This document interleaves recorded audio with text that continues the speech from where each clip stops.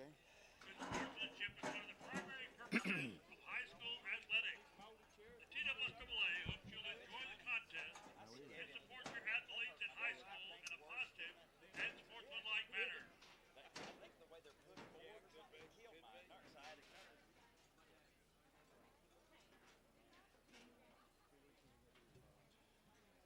I got you, Kurt. A little bad angle on this side, though.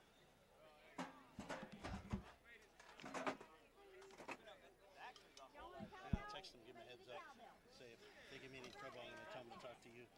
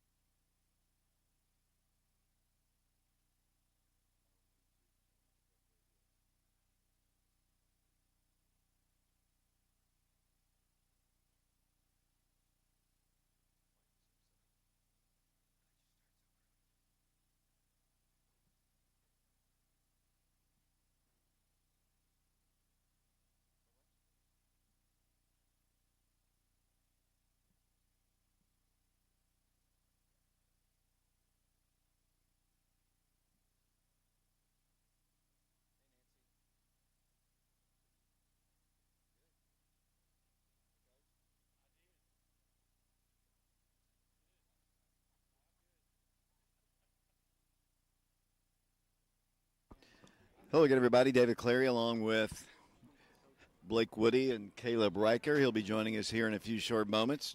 John Ulrich, the Wildcats getting ready to take on Clarksville in the Final Four. The semifinals of the state baseball tournament. The Wildcats taking on Clarksville for the second time in this tournament. The Wildcats fell to them on Wednesday. 5-4 was the final score, but since that time, Oak Ridge has victories over Blackman and Green Hill. Here's the starting lineups. First off, for the Wildcats, Oak Ridge will lead things off. Typical lineup with the center fielder, Warren East. Batting second will be the catcher, Parker Free. Batting third will be the third baseman, Mikey Teasley. Batting fourth will be the first baseman, Camden Welch. Batting fifth will be today's pitcher, the left-handed throwing Peyton Witter. Batting sixth will be the right fielder, Richie Ferreira. Batting seventh will be the shortstop, Noah Wood. Batting eighth will be the designated hitter, Cy Stevens. Cy will be hitting for Andy Hudson, who will be playing left field today. And batting ninth will be the freshman second baseman, Whit Reniger. For the Wildcats of Clarksville High School, leading things off for them will be their second baseman, Kirk Weatherford. Batting second will be Corbin Reynolds, their Mr. Baseball finalist. He'll be the catcher for Clarksville. Batting third will be the left fielder, Jack Wyatt. Batting fourth will be the third baseman, Cade Abernathy. Batting fifth will be Caden Pledger. He is the shortstop. Batting seventh will be the designated hitter today. That's Carter Hedrick. He'll be hitting for today's pitcher, Braden Taylor. Batting seventh, will be the right fielder, Keaton Anderson. Batting eighth will be the first baseman, Dalton Bird. And batting ninth will be Benton Barksdale. He'll be playing center field. Blake Woody is doing the camera work and technical work for us while we wait for the rest of our crew to join us. We're just moments away from the ball game here at Oakland High School. Another beautiful day in Middle Tennessee. We'll let the PA announcer let you give the starting lineups again. Batting second, the catcher, number 2, Parker Free. Batting third, the third baseman, number 3, Mikey Teasley.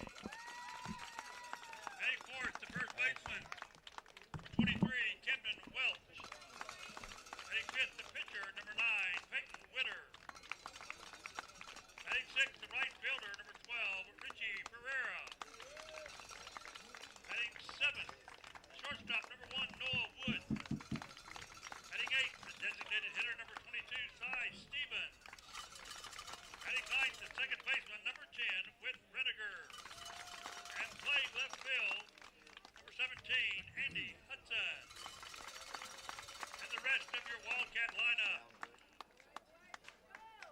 And now for the Wildcats of Clarksville High School. Leading off the second baseman, number 25, Bert Weatherford. Batting second, the catcher, number 27, Corbin Reynolds. Batting third, the left fielder, number 9, Jack Wyatt. Batting fourth, the third baseman, number 20, Cade Abernathy. Batting fifth, the shortstop, number 6, Caden Pledger. Batting sixth, the designated hitter, number 19, Carter Hedrick. Batting seventh, the right fielder, number 2, Keaton Anderson. Batting eighth, the first baseman, number 24, Dalton Bird. Batting ninth, the center fielder, number 16, Benton Portdale. And your pitcher for Clarksville, number 31, Braden Taylor. And the rest of your Wildcat lineup. At this time, we ask everyone to please rise. Gentlemen, remove your caps and face center field as we honor America with the playing of our national anthem.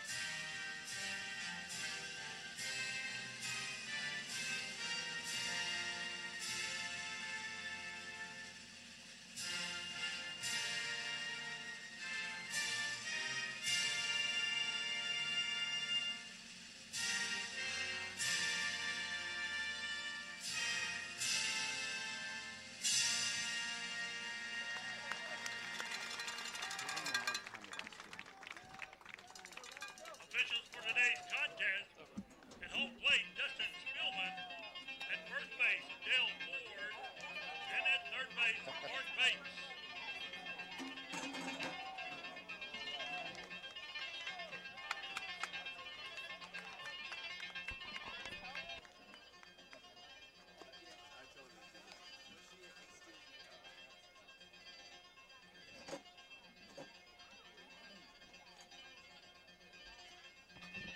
Where's Woodungstrup? Where is Woodungstrup? Play New York, New York. That's when we exploded last night.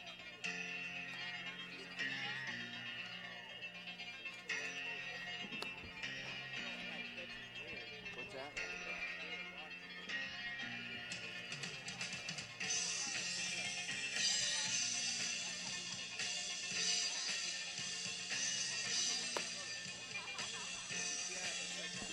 Yeah.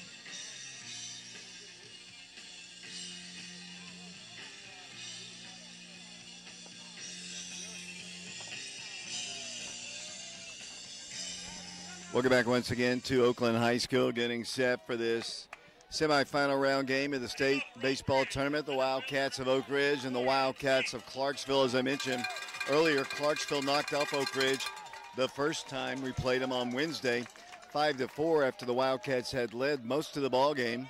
Warren East is going to lead things off for the Wildcats, and we are about underway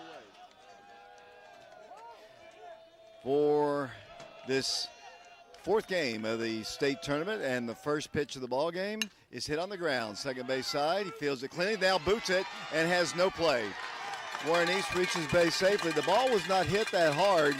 Good start for the Wildcats. A soft ground ball to the second baseman. I think he figured he had more time than he did, and the Wildcats have their leadoff man aboard.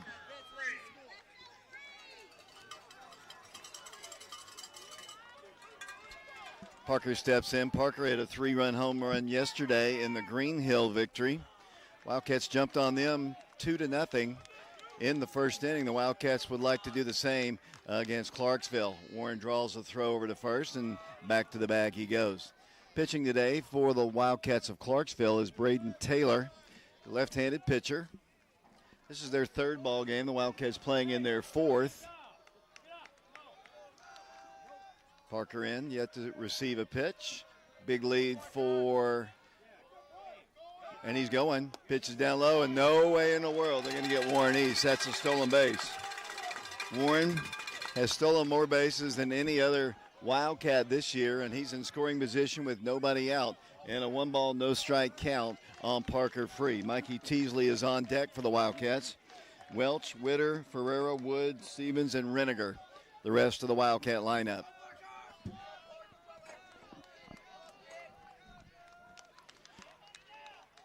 Pitcher takes a while to get ready.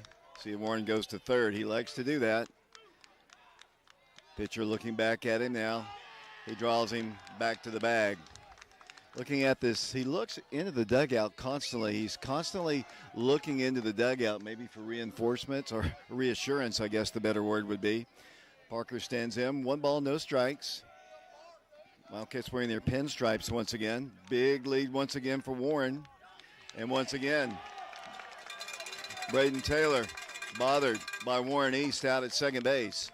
The winner of this game, if it's Oak Ridge, has to play again. If Clarksville wins, they will go to the championship ball game. Warren, and not quite as big a lead. Bigger lead now. He's going to third. Pitches outside. Here comes the throw, and he is safe. Another stolen base for Warren East. And he's at third base with nobody out.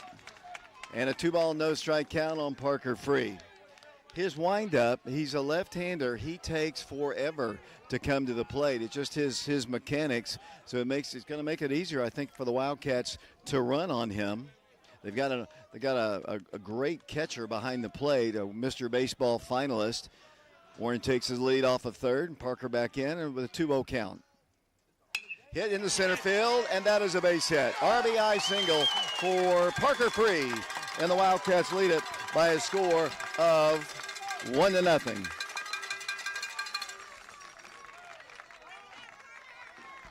Better now will be Mikey Teasley. Oak Ridge crowd going nuts to our left, and we still have big numbers here. Clarksville fans have come in big numbers as well as Mikey steps in. Mr. Baseball in the state of Tennessee. He'll shake hands with the catcher from Clarksville, who was also a Mr. Baseball finalist. He was a senior, and they will fist bump as they head to the plate. Mikey steps in, batting from the right side. Lead at first for the Oak Ridge courtesy runner. I'll have to check his number in a second. He's crouched down. I didn't see him enter the game. The pitch is outside a ball. 1 ball, no strikes. Looks like Kipton Fagan out at first base, running for Parker. 1-0 Oak Ridge. The Wildcats have an error charged on the second baseman and an RBI single, a couple stolen bases for Warren, and it's 1-0 Oak Ridge. Here's the 1-0 pitch. Instead, it's a throw over to first, and easily back to the bag. We'll go the Wildcats. Kipton takes his lead off of first. I'm telling you, his delivery to the plate is very, very slow. And if the Wildcats might be able to run on him, let's see if Kipton will go early. Nope, he's going to draw a throw. He wasn't nearly as far off the bag as Warren was. Of course, Warren has the 2 stolen bases. He stole second, stole third, came in on the Parker free single to center field. Mikey back in. 1 ball, no strikes to him. The wind, the pitch to the plate. It's a called strike at the knees, and the count is even at 1 ball and 1 strike. Right now we're running with Blake Woody on our crew, and we'll have the rest of the crew coming up as soon as they arrive. As once again, Mikey takes the pitch, hits it foul, off to the right side and out of play. Mikey looks down the third base line at the head coach of the Wildcats, Coach Travis Free, in his 7th year as the Wildcat skipper. He has the play. Kipton Fagan, the base runner at first. Mikey steps back in against the left-hander, Braden Taylor.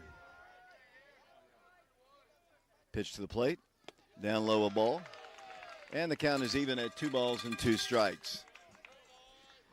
If the Wildcats win, as I mentioned, they will play immediately following this around 4:30 or so in another elimination game. Clarksville has not lost a ball game at the tournament, so the Wildcats have to beat them twice. But if Oak Ridge were successful to do that, the Wildcats would play for the state championship tomorrow. So a lot riding on these 2 ball games. Clarksville with victories over Green Hill and Oak Ridge. Mikey back in, 2-2 pitch to him. Runners going, they've got him picked off perhaps. Here's the throw down, and he is out. And that time, they guessed right. Kipton took off towards second, and they threw over to first, and he was caught halfway between. And a nice throw, and Kipton is erased on the base pass. Mikey back in, 2 balls and 2 strikes. First out of the inning. Cam Welch is on deck for the Wildcats. Taylor shakes off the sign from Reynolds, and the 2-2 pitch. Outside and high, 3 balls and 2 strikes. Sun behind the clouds mercifully. It's been hot and roasting most of this tournament, except the first day when it rained. I see Oak Ridge crowd making noise. 3-2 pitch to Mikey Teasley. Hit foul again. This time on top of the Oakland High School, where we have been since Tuesday, basically waiting on Tuesday, playing on Wednesday, and winning a doubleheader yesterday. Mikey back in, facing Braden Taylor. Wildcats have a run in. It's 1-0 Oak Ridge here in the first inning. Mikey back in, 3-2 pitch to him. Hit in the air to the gap. Right fielder over, makes the catch for out number 2. Second out of the inning, and the batter now will be Camden Welch. Cam pitched a gem of a ball game the other day in the victory over the Blackman Blaze. Yesterday, Cy Stevens pitched on his birthday and won his 7th game of the year and put Oak Ridge in this position. As Cam steps in, lefty versus lefty, 1-0 Oak Ridge. An error and a base hit and a couple stolen bases. The Wildcats have the lead as Cam takes a strike right down the middle, and the count is 0-1.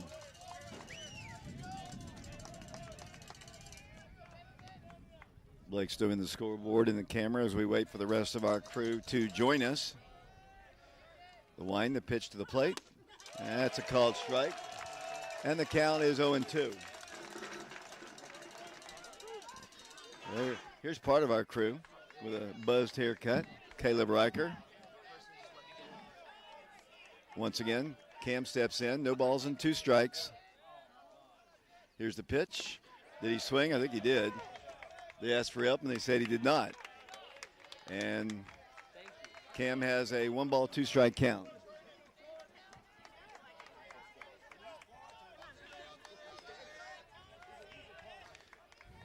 Caleb Riker has joined us now. Cam back in, 1-0 Wildcats. Pitch is low and outside. Caleb, what you missed was a leadoff. Warren East reached on an error, stole second, stole third, and Parker drove him in on a single. And that's why the Wildcats lead at 1-0 here in the top of the first inning. 2-2 pitch to Cam.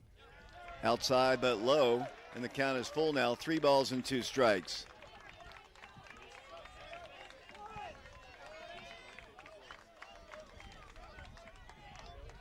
Will Presley, Wildcatter, and track star is in the house here today. 3 balls and 2 strikes. Welch back in.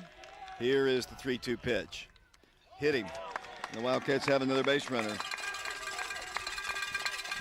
Lefty versus lefty that time, and Cam is the base runner. And the batter now will be today's starting pitcher, Peyton Witter.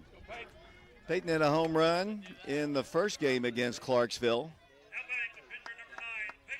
He'll bat from the right side. He'll pitch from the left side, which is a little bit unusual, but he seems to have found his power from that side. Brian Leffler, our certified trainer, he was a left-hander, and he batted from the right side. Not quite as efficiently, though, as Peyton Witter. Sorry, Brian. First pitch to him is hit in the air to the right center field gap. It's going to roll to the wall. It's going to hit the wall. Coming around second is Camden Welch. Coming around third. Here comes the throw. It's going to be close. He is safe. Safe. No call by the umpire. He was absolutely safe. He was up the line. He was up the line and not in position to make the call. Not in position to make the call. We'll see. He got under the tag 100%. We've got a older crew working this. They're going to say what? Now the other umpire from Middle Tennessee comes forward to say he is safe. Listen to the Oak Ridge crowd.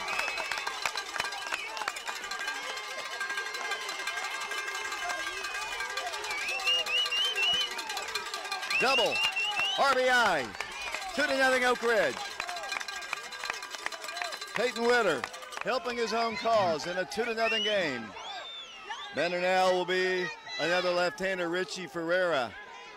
Conversation out on the field between the Clarksville Wildcats. Their coach not too happy. The home plate umpire was not in great position to make the call. He was up the third base line, and once again, not exactly sure who he was looking at, but he stared over to there and looked past Travis Free. I don't know who he was looking at and trying to get some help from.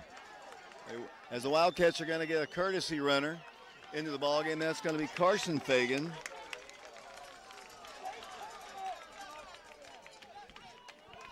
Two to nothing Oak Ridge. And eventually we'll have baseball for you here. Clarksville coaching staff has calmed down a bit. Richie Ferreira will step in. Cam was moving. He came all the way around from first to score. It was a bang-bang play at the plate for sure. As Richie steps in, another runner in scoring position in Carson Fagan. Takes a big lead. They're not holding him on with 2 outs. 2 in. We're in the first inning. Richie takes one at the belt for a called strike. Oak Ridge turnout of fans is just phenomenal. I know Coach Free and his staff have got to be pleased with the turnout of community people, obviously family members. 1 strike the count to Richie Ferreira. Carson takes his lead off of second. The pitch. Hit him. Wildcats have another base runner. I can see the coaching staff for Clarksville getting fired up inside the dugout, not too pleased with that one. He's hit the 2 left-handed batters he's faced. Typically, left for left. Not exactly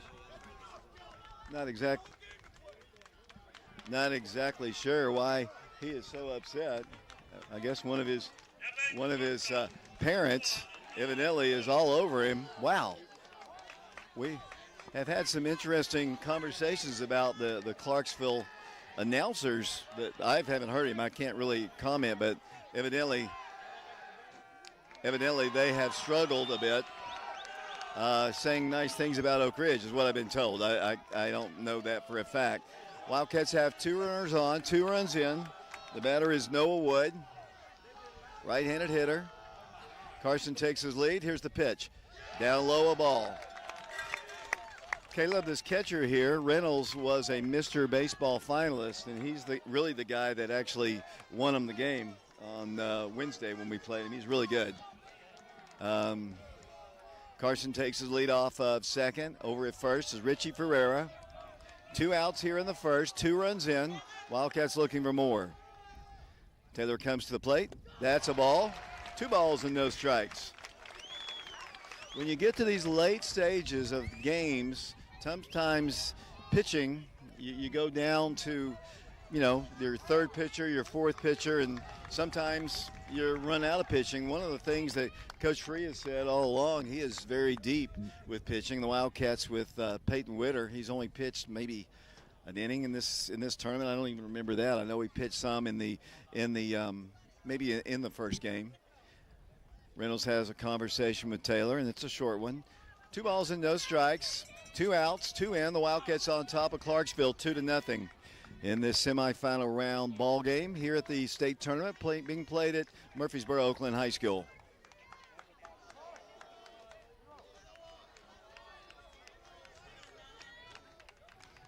Noah steps in, hitting the count. 2 balls and no strikes. Braden Taylor, I don't know what's bothering him. He steps off the rubber, glares into the dugout once again. 2 balls and no strikes. Lefty versus righty here. And the pitch to Noah. Hit foul off to the right side and out of play. Waiting for John Ulrich to join us today. Caleb Riker joined us along with Blake Woody. He's doing our technical work.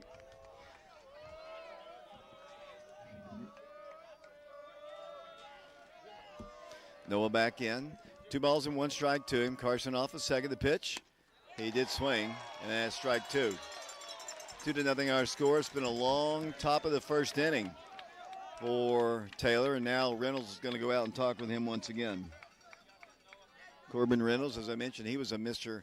Baseball finalist. I hope I didn't say basketball a moment ago, but of course, Mikey won that on Tuesday. And congratulations to him, our first ever Mr. Baseball in the program's history. They haven't had the award that long, but still, it's a great accomplishment for Mikey, especially just being a junior.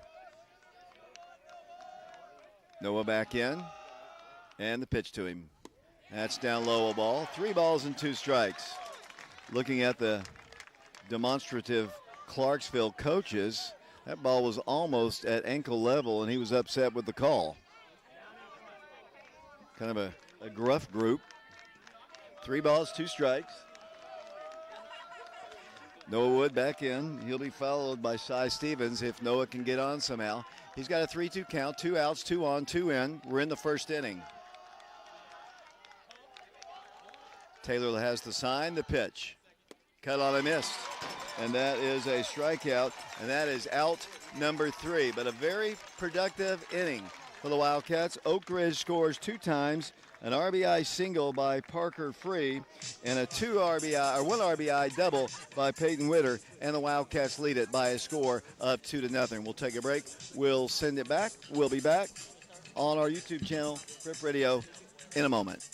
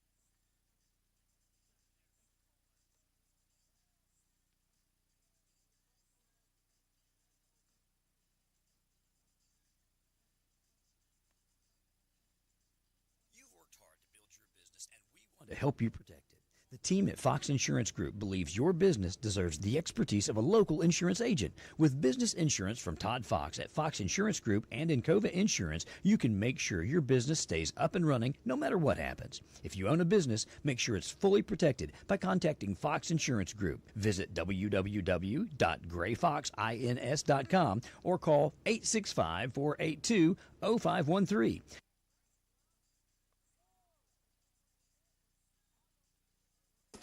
David Clary back here along with Blake Woody and Caleb Riker. We are live at Oakland High School getting set for the bottom half of the first inning. Wildcats put 2 on the board. Oak Ridge jumped on this team early last time we played them on Wednesday, but weren't able to hold on to the lead. Let's see what Peyton Witter and company can do. It's a hot day here, most definitely the warmest day we've had to this point. Leading things off for Clarksville will be Kirk Weatherford. He plays second base for the Wildcats, wearing their all-gold jerseys with purple and white numerals. They're wearing their white baseball pants. Wildcats wearing their coral and gray pinstripes, and there's a breaking pitch in there for a called strike. Peyton, a senior, comes to the plate. Breaking pitch stays up high this time, and the count is even at 1-1 strike. More and more Oak Ridge students roll in here. Good to have them in attendance. 2-1 strike. Peyton working really fast. And there's a breaking pitch in there for a called strike. And the count is even at 2-2 strikes. Corbin Reynolds, their Mr. Baseball finalist, is on deck. Had that bases clearing double the other day to kind of win the ball game basically for the Wildcats. 5-4 was the final score. Parker Free, I'll set the defense for you in a moment, has the sign. The pitch hit in the air, left field. Oak Ridge's Andy Hudson is under it, and he makes the catch for out number 1. Now here comes the catcher, Corbin Reynolds, and he's a good one, ladies and gentlemen. I mean, he, as we said, he had that bases clearing double just the other day, and he'll step in. Right-handed hitter against the left-handed throwing Peyton Witter. Hello, Mrs. Hawkins. Here's the pitch, hit foul, off to the right side and out of play. Reynolds will be followed by Jack Wyatt in the Clarksville lineup. Right-handed hitter, defensively for the Wildcats. Cam Welch is at first. Whit Reniger is at second. Noah Wood at short. Mikey Teasley is at third. Here's the pitch. Inside corner for a called strike. And the count is 0-2. The outfield, Andy Hudson's in left. Warren East is in center. Richie Ferreira in right. And as I mentioned, the catcher is Parker Free. 2-strike pitch is down low. And the count is 1-2. 1 out here in the bottom of the first inning. 2-0 Wildcats. Pitch, drilled, left field. Andy Hudson plays it on a hop. Gets the ball in quickly. And that's a 1-out single for their Mr. Baseball finalist, Corbin Reynolds. Better now will be the left fielder, Jack Wyatt.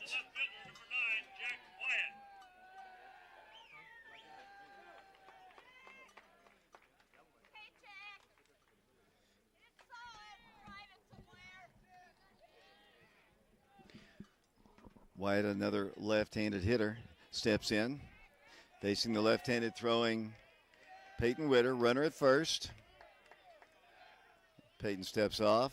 Batter steps out of the box. As we described this field, it's a totally turf infield with natural grass in the outfield. It's a beautiful facility here. I'll get the dimensions in a second as the pitch comes in outside. Ball 1, 1 no strikes. 324 down the line in right field, 348 in the power alley in right center field, 375 to center, 357 to the left field power alley, and 327 down the left field line. 1-0 pitch to Jack Wyatt. Steps off the rubber and chase the runner back to first. Peyton, a senior. Not too sure exactly. Timeout was asked for once again by Wyatt. He'll step in. 2-0 Oak Ridge. He toes the third base side of the rubber as he throws over to first, and easily back to the bag will go the runner. It's a warm day here. We're trying to teach Caleb how to do the scoreboard as we speak. I think he's got it. Here's a pitch. That's outside. 2 balls and no strikes. Wildcats had RBIs from Parker Free and Peyton Witter to put up their 2 runs. Wildcats have 2 hits. They have the 1. That runner is at first now. 1 out. The pitch. Breaking pitch. A Godwin in there for a called strike. Across the outside part of the plate. The cowbell's behind us. Got several administrators in attendance here. Of course, Dr. Hawkins is here. Coach Gaddis is here. Beth Eastep as well. The pitch is a called strike. And guess what?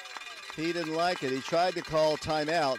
It wasn't granted. He keeps trying to, I guess, bother Peyton's rhythm because he's going so quickly, and he wasn't granted. The umpire does not have to grant the timeout, and he didn't, and it was an easy strike right down the middle. 2 balls and 2 strikes. The pitch, that one's not a good pitch. It's outside and low, and the count is full. 3 balls and 2 strikes. Clarksville has won both of their ball games at the tournament.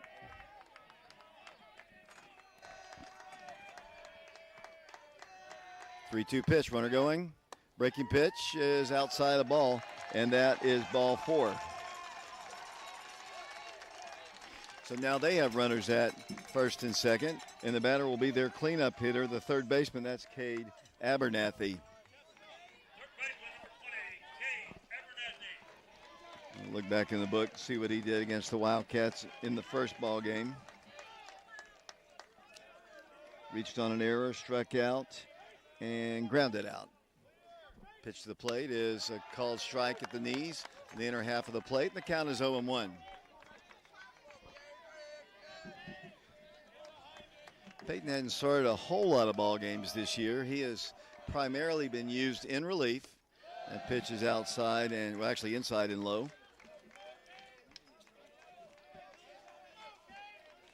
Looking for the pitching statistics for you here. Runners at first and second. The pitch hit on the ground, foul. And the count is 1 ball and 1 strike. Peyton this year, this will be the 4th game he has started this year. He's pitched a total of 35 2/3 innings, and he has a record of 4-2. As I said, most of those have been in relief. Here's the 1-2 pitch. That breaking pitch stays up high, and the count is even at 2 balls and 2 strikes to Cade Abernathy. Caden Pledger is on deck for Clarksville. They've got runners at first and second. 1 out. Bottom of the first inning. Peyton comes to the plate. Outside with it. And we got another full count. Peyton definitely needs to put one in the zone here. Checks the runner at second. The pitch. Good pitch, but fouled back to the screen. He stays alive at 3 balls and 2 strikes.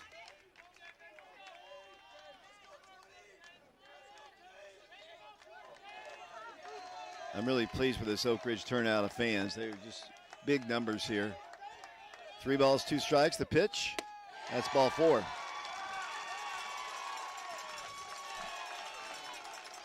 And they've got a good turnout of fans. A little closer as Parker Free's going to wander out to talk to Peyton. I'm not a pitching expert by any stretch of the imaginations, but when I watch Peyton pitch, he works so quickly. And right now, Camden and Parker having a conversation. They're looking for more baseballs out of the dugout. That's what the umpire asked for. And now Parker will return to behind the plate. Bases full of Clarksville Wildcats as their shortstop steps in. Number 5 hitter in the lineup. Pledger is the batter. He's the shortstop.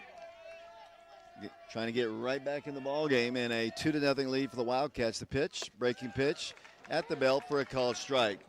It's one thing that Peyton has been able to do. He's been getting ahead of the hitters, just putting them away. And the last 2 batters for sure has been the issue. Peyton comes to the plate. Fastball, called strike 2. Working a little slower now. Yep, he's ready to go once again. Very ready to go. Has his glove up in front of his face with the ball in his left hand in front of his face. Here comes the 2-strike pitch. Little outside, I guess. And the count is 1-2. Oak Ridge fans thought it looked good. It looked good from up here, but it's kind of hard to figure. 1 ball, 2 strikes. Strike 3 called. Pledger is caught looking on an inside fastball at the knees. And back to the dugout he goes. And now he has an opportunity to get out of this mess as he faces the designated hitter, Carter Hedrick. He bats from the left side. Bases full of Clarksville Wildcats. Bottom of the first inning, 2-0 our score. Peyton comes in, cut on, foul tip in the mitt, and the count is 0-1. Carter's the designated hitter today for Taylor, the pitcher. Strike 2, right down the turnpike. 2 outs, bases loaded. 2 quick strikes for Peyton Witter. Timeout is asked for by Hedrick. Back in the left-handed batter's box he goes. Peyton has the sign from Parker Free. Outside, way outside. Nice stop there by Parker, keeping it from going back to the backstop. And back in will go Carter Hedrick. 1 ball, 2 strikes. The pitch. Ball ripped to left field. Andy Hudson's there. He's got it. And the inning comes to a close. Wildcats of Oak Ridge lead the Clarksville Wildcats 2-0 as we go to the second inning. We'll take a break. We'll send it back once again. We'll be back to Murfreesboro Oakland High School in a moment. You've worked hard to build your business, and we want to help you protect it. The team at Fox Insurance Group believes your business deserves the expertise of a local insurance agent. With business insurance from Todd Fox at Fox Insurance Group and Encova Insurance, you can make sure your business stays up and running no matter what happens. If you own a business, make sure it's fully protected by contacting Fox Insurance Group. Visit www.grayfoxins.com or call 865-482-0513.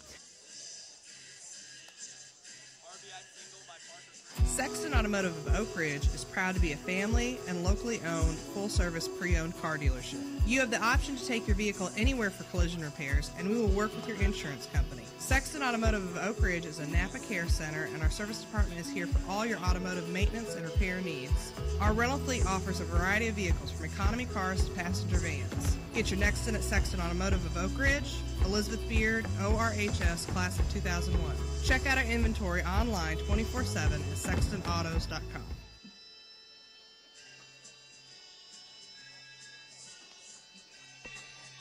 Welcome back once again to Oakland High School. The Wildcats.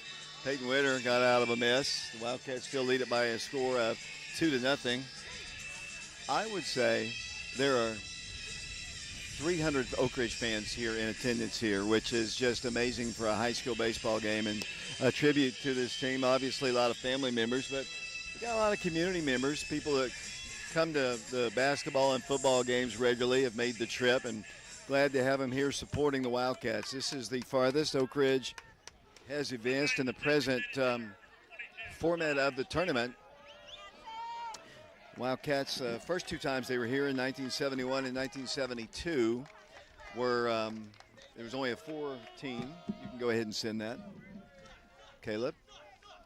Cy Stevens steps in for the Wildcats. The first pitch to him is on the inside corners for a called strike. Gonna keep it out of the sun here. Got hot a little bit, my phone. We're sitting just in the sun. I mean, the sun is just bearing down on us. Cy back in, 1 strike pitch. A little bit low, I guess, and the count is even at 1 ball and 1 strike. Cy will be followed by Whit Reniger, and then back to the top of the order to Warren East, who scored the first run of the game for the Wildcats. Taylor has a 1-1 count on Cy Stevens. The pitch, that's ball 2, down low. The Wildcats can win. They'll play the second ball game after this around 4:30, and the winner of that game, if it's, will play for the state championship tomorrow. 2-1 pitch, cut on and missed. And the count is even at 2 balls and 2 strikes.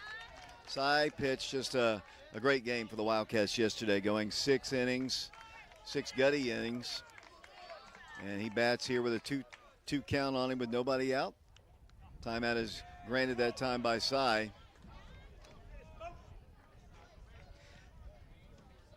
kind of a little bit of a hostile crowd here in attendance here from upper middle Tennessee. 2-2 pitch. That's ball 3. Off the catcher's mitt of Reynolds all the way back to the screen. And the count is full now, 3 balls and 2 strikes. Yeah, I can't tell you how important it was for Cy to go all 6 innings yesterday, kind of save the pitching staff in case the Wildcats get to play 2 games today. Pitch, ripped to the gap, left center field, going to the fence, the left fielder over, makes a nice play. Ball hung up for a long time. He hit the ball really well, but catch is made out in left field for out number 1. Ball just kind of hung up in the air. The wind's not really blowing that hard as Whit Reniger steps in. Whit's had a really good tournament. He's several hits, RBIs. Not bad for a freshman. Done a really good job at second base as well for the Wildcats. Here's the pitch. There's a called, well, I thought it was going to be a called strike. Guess we're a little bit low. And the count is 1 ball and no strikes. 2-0 Oak Ridge. We're in the top of the second inning. The Wildcats have been visitors the entire tournament. As the pitch comes in, hit foul off his own body. And he's going to have to walk it off. I think he did the same thing last night. Had to walk it off. He gives the thumbs up. He's okay, and the freshman will stroll back into the batter's box. I like the way he wears his socks. He wears his baseball pants all the way above his knees. His red, or actually we'll say cardinal, socks are all the way pulled up to his knees. I like the look, actually. 1 ball, 1 strike. The freshman back in. He's got a big hole right up the middle if he can get it. They're looking for a bunt as they have one down low. The third baseman has scouted Oak Ridge pretty well. He's kind of on the grass and creeping up just a bit. Whip back in. 2 balls and 1 strike the count. 1 out here in the second inning and a 2-0 game with the Wildcats on top. Taylor comes to the plate. Hit hard to the second baseman. He fields it cleanly this time and throws on the first in time for out number 2. Back to the top of the order we go to Warren East. Warren reached on an error by that second baseman back in the first inning. Stole second, stole third, came in to score on the Parker Free RBI single. Warren steps in, leading hitter on the team, batting average-wise, total hits, and stolen bases this year. He's a sophomore, batting with nobody on, and the pitch to him. Evidently a little low, and the count is 1-0. Peyton Witter got into some trouble in the first inning. Got out of it nicely. Warren steps in, trying to start a 2-out rally here. Pitch, ball 2. Low and inside, and the count is 2-0. Caleb, if you want to talk, you can. As Braden Taylor. 2 balls and no strikes. Warren back in. Pitch. Hit hard. Up the middle. Base hit. Warren East.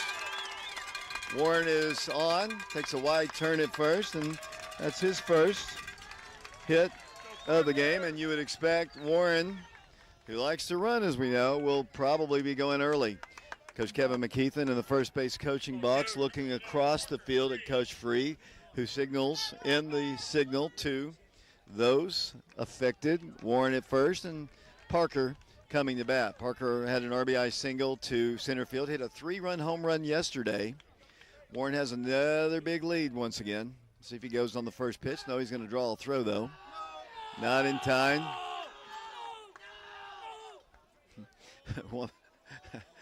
Parker steps back in. Coach Branson's not here to play his sound effects, but we're hearing it from behind. Checks the runner, Warren East. He's leaning towards second. Not going. The pitch. Up high, a ball. One thing a good base runner can do is really bother a pitcher, and he's stolen 2 bases on him already in this one.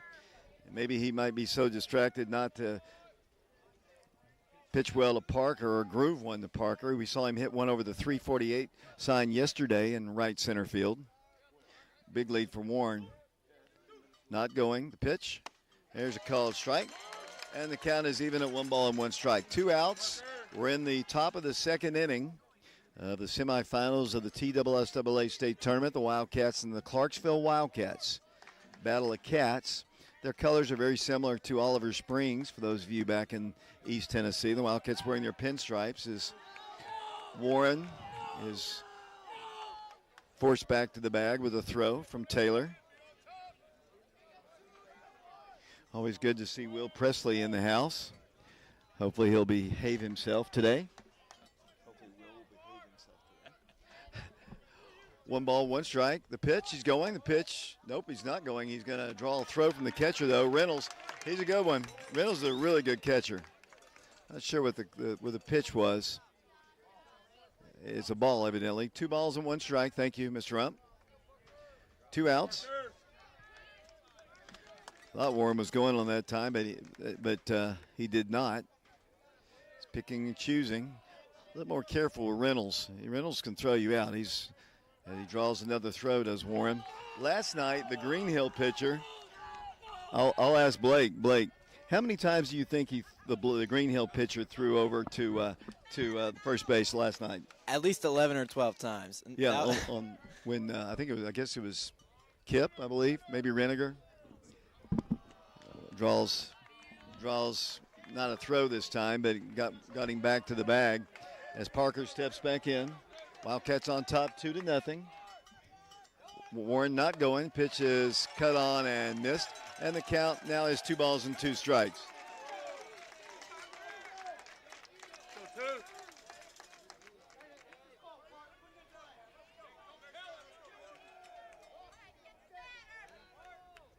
Warren takes his lead once again, just on the cutoff, just beyond the cutoff.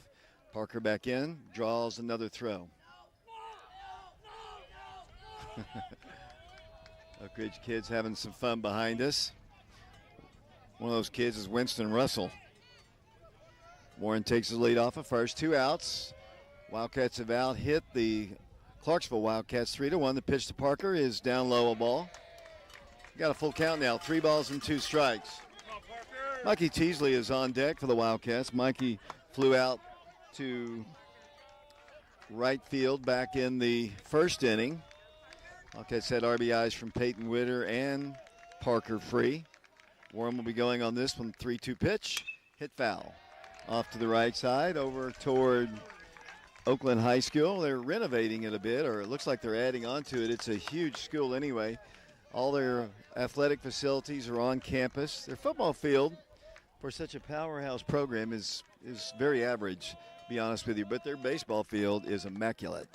I mean, it's a beautiful facility here in Murfreesboro.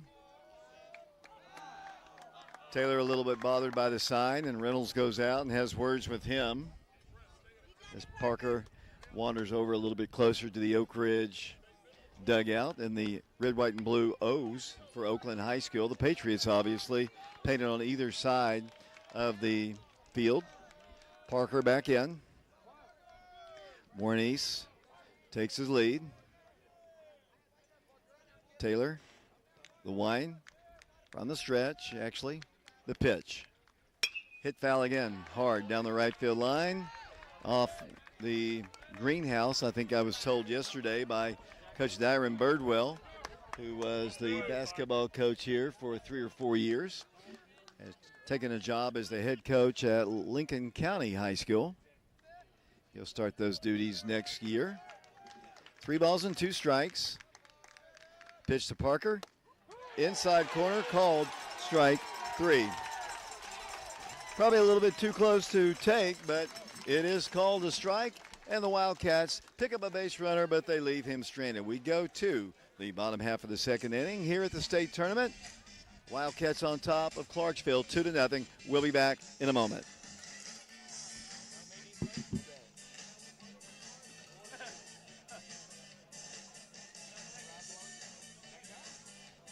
When something happens to your car, you might say, "Ugh, come on, seriously? This is so extra." but what you could say is, Like a good neighbor, State Farm is there. Your local State Farm agent is available when and where you need them, online, over the phone, or even in person. State Farm agents are here to answer your questions and help you file your claim. This is so extra. Get with someone who can actually help. Contact me, Agent Laura Lynn Green, today.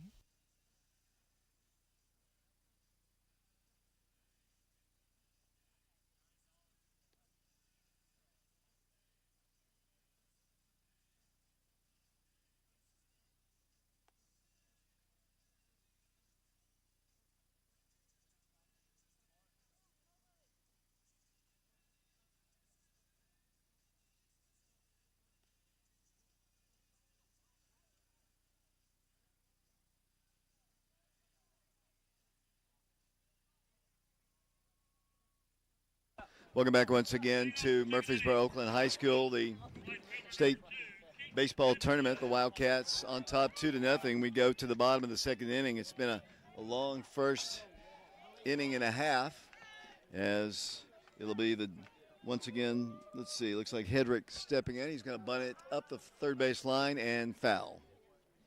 And the count is 0-1.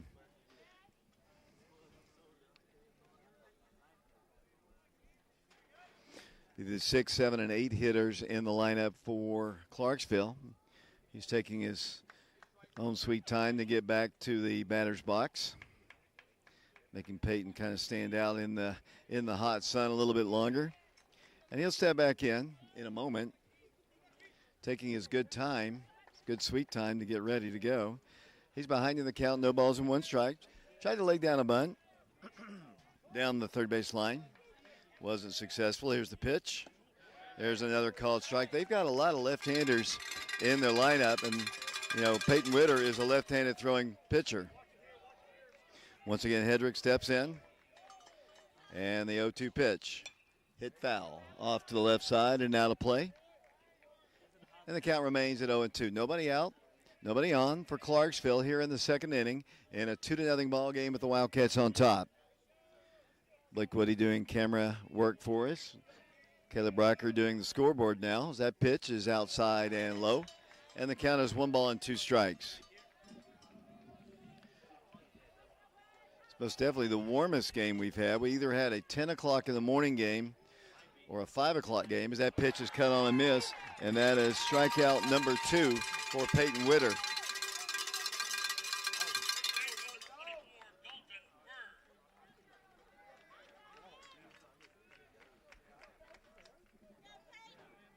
Dalton Bird is the batter. He is the first baseman for the Wildcats. He is a right-handed hitter.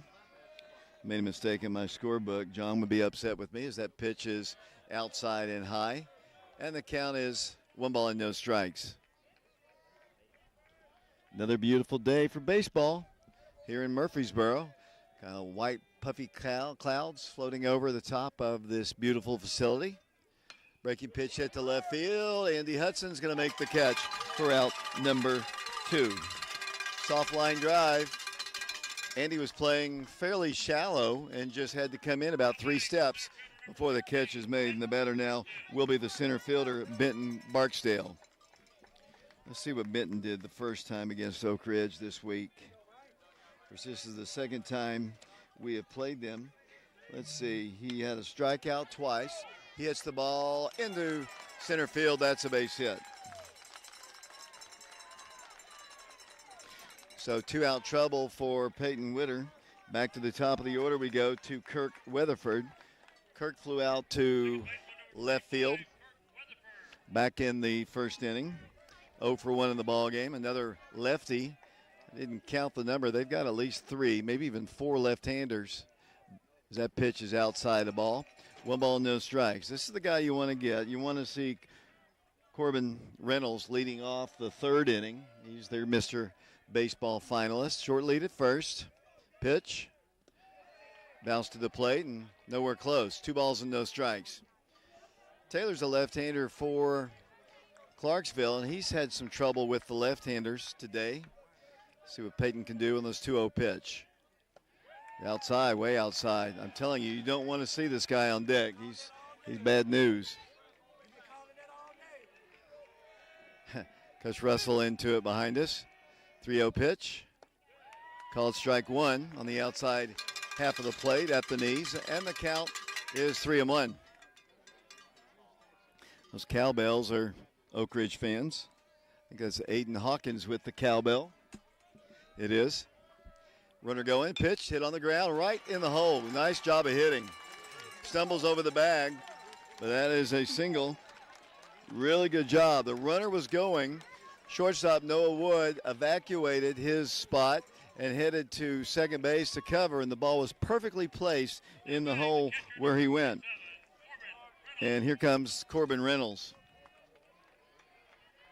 2-out trouble for Peyton. Go-ahead run at the plate in the person of Corbin Reynolds. He picked up a single his first time. Got to be careful with this guy. As I mentioned, he's a Mr. Baseball finalist. He's the real deal, too. Peyton comes to the plate. Outside a ball. He had the bases loaded in the first inning, was able to wiggle out of trouble. This is the meat of their order. Their top three guys can swing it, I've been told. That's what I was told before the first game. Pitch to the plate. Called a strike at the belt. The Clarksville fans didn't think so. I think it was more the delay of the call than the actual pitch. Sun's gone behind the clouds now. Clarksville has runners at first and second. 2 outs here in the second inning, and a 2-0 ball game with the Wildcats on top. Reynolds the batter, the pitch. Hit foul. Out of play over toward Caleb Riker's car, and on top of it.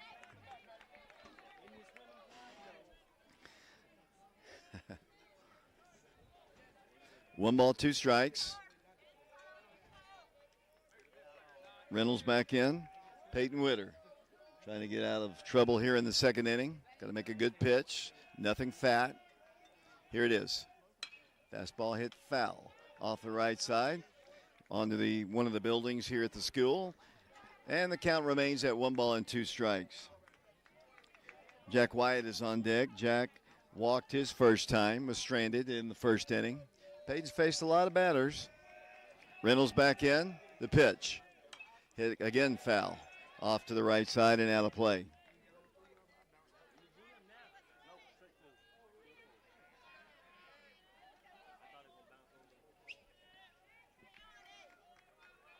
Runner takes his lead at second. Runner off at first.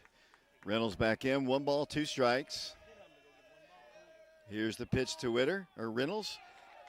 Evidently low. It's a double steal for the Wildcats. And Witters now sees the tying runs in scoring position with 2 outs and a 2 ball, 2 strike count on their Mr. Football. Mr. Baseball, sorry. My phone was ringing. I got distracted.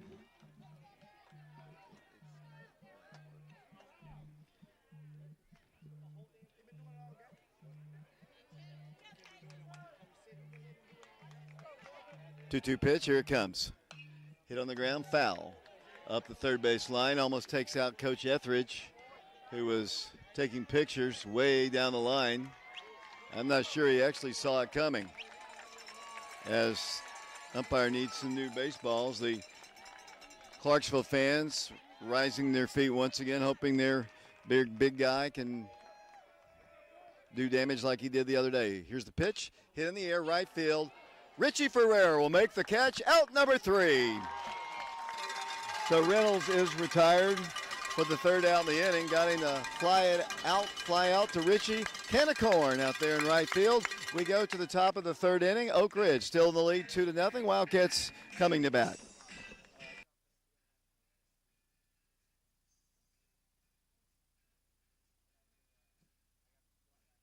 When something happens to your car, you might say, Ugh, come on. Seriously?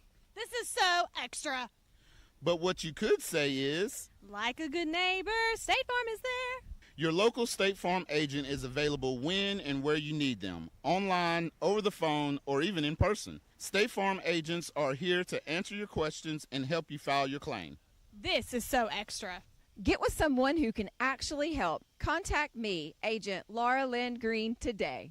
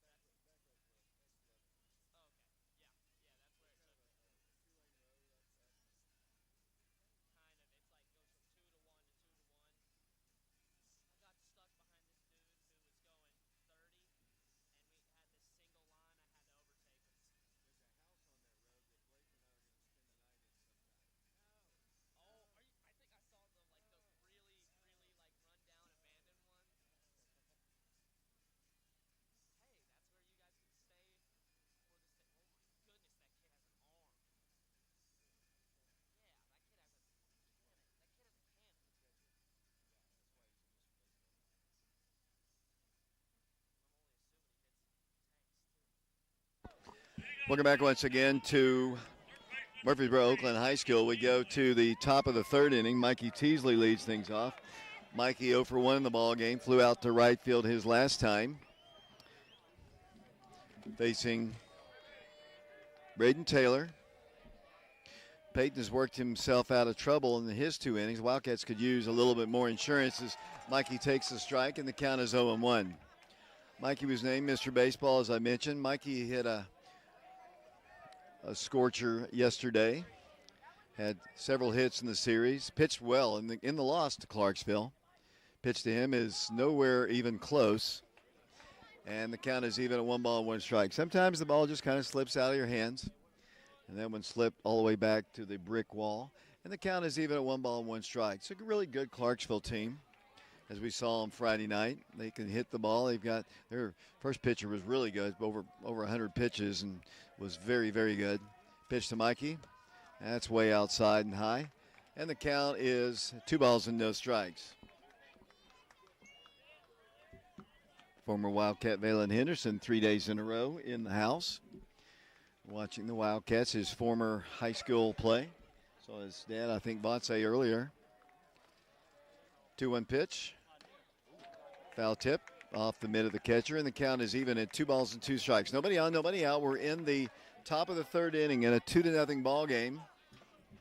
Our 4th game of this tournament. Wildcats have victories over Blackman Blaze, Green Hill Hawks, and they lost to this Clarksville team, trying to avenge that one here in the first game today. Mikey back in, 2 balls and 2 strikes. Bird flying around, the pitch. That's a ball down low, 3 balls and 2 strikes. He doesn't throw hard. He does have good movement on the pitches he does throw. He's got a good breaking pitch. He doesn't have super velocity, but he's been quite effective. He's only given up the 2 runs. Mikey back in once again. Here's the 3-2 pitch. Hit hard, base hit. Right back where it came from, and that's a good start for the Wildcats.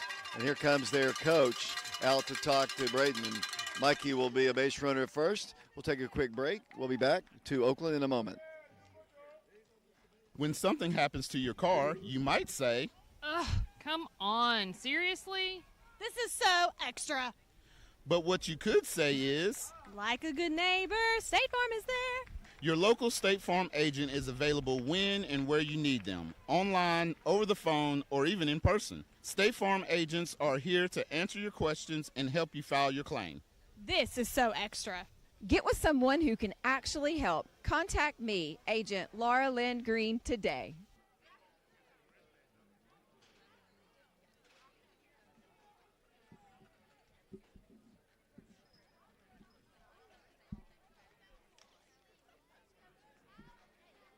Hello, this is Jim Norman, proud member of the 1979 Oak Ridge Wildcat football team. And I, along with my wife Mary and sons, former Wildcats James Norman and Elliot Norman, would like to wish the Wildcats a very successful season. Jim Normand is a partner in another long tradition of excellence, the law firm of Joyce, Meredith, Flitcroft, and Normand, PLLC, and Joyce, Meredith, Flitcroft, and Normand Title Services, a full-service law firm in Oak Ridge for nearly 70 years. Give Jim a call at 482-2486.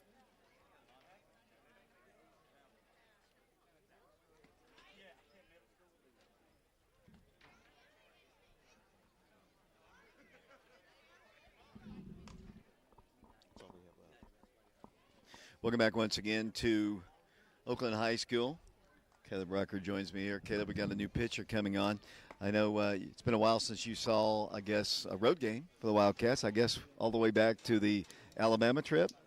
I think that sounds about right. I've been caught up with track and now football. I'm looking at your hair. Is that bleach or is that's your normal hair color? It is bleach. I just kind of decided to do it whenever I buzzed it. I was over at Lear's house whenever it happened. And, that's his girlfriend. Her brother decided he that's was going to bleach Asa. his Emmett. Okay. Asa's off in Europe somewhere, I think. No, he's in Americas. Well, I tried to get Blake to, if we win the state championship, everybody to get their hair bleached, but he refuses. Why's that? I'm not sure. Bella won't let me, so ask her. Both of these guys are whipped by their girlfriends. They're both high school guys, and you understand how that goes, ladies and gentlemen. As the Wildcats, Cam Welch steps in. Cam was hit by a pitch. New pitcher in the ball game. This one's a right-hander. And Taylor goes 2 full innings plus. Gave up the hit to Mikey, and Mikey draws the throw over to first. I heard one of the fans behind us saying, it seems like we've been here for an hour, and we probably have, but it's only the 3rd inning. As Camden puts down a bunt, it's perfect. Third baseman fields it, throws low, in time. Cam just not quick enough to beat it out, but that is a sacrifice bunt for Cam Welch. Not a bad bunt at all. A little bit dead, and that's a base hit for the big guy. But he moves Mikey in the scoring position, and their batter will be Peyton Witter. Peyton had an RBI double his last time. And Caleb, I don't know if you heard the story, but in batting practice on the first night, he broke his bat. Yes, and his dad had to go buy this brand new bat that he's sporting. It's been very effective for him. He hit a home run that first night.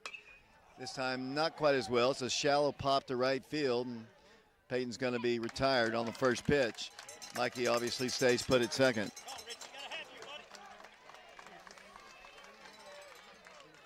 Out number 2 here in the 3rd inning.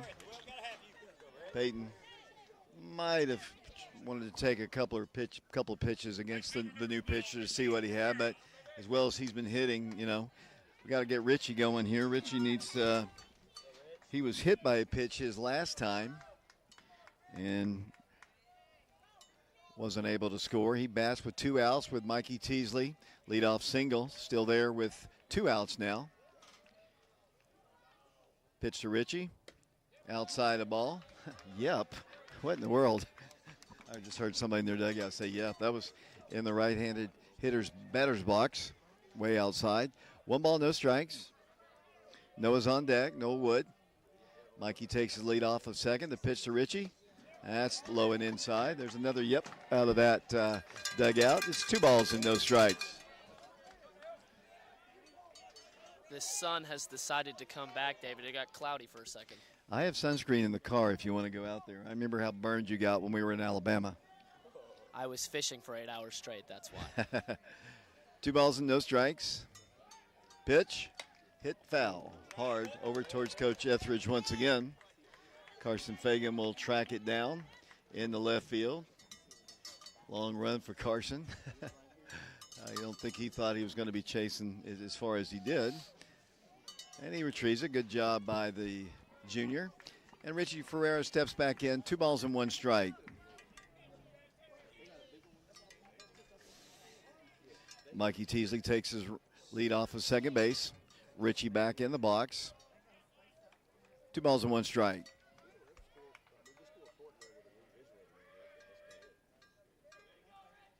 Pickoff play is successful. Mikey is picked off. Good job by their pitcher. Swung around and pickoff play, and that's out number 3.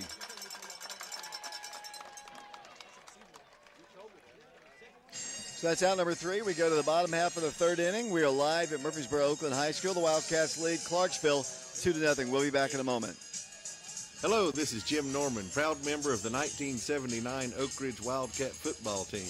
And I, along with my wife Mary and sons, former Wildcats James Norman and Elliot Norman, would like to wish the Wildcats a very successful season. Jim Normand is a partner in another long tradition of excellence. The law firm of Joyce, Meredith, Flitcroft, and Normand, PLLC, and Joyce, Meredith, Flitcroft, and Normand Title Services, a full-service law firm in Oak Ridge for nearly 70 years. Give Jim a call at 482-2486.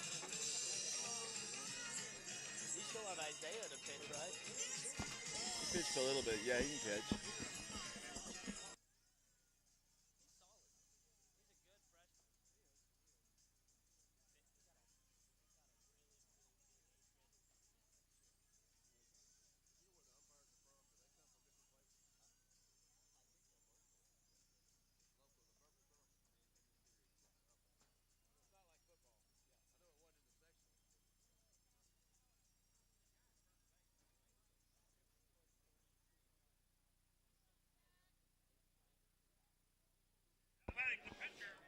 Welcome back once again to Oakland High School. We go to the bottom of the third inning in a 2-0 ball game.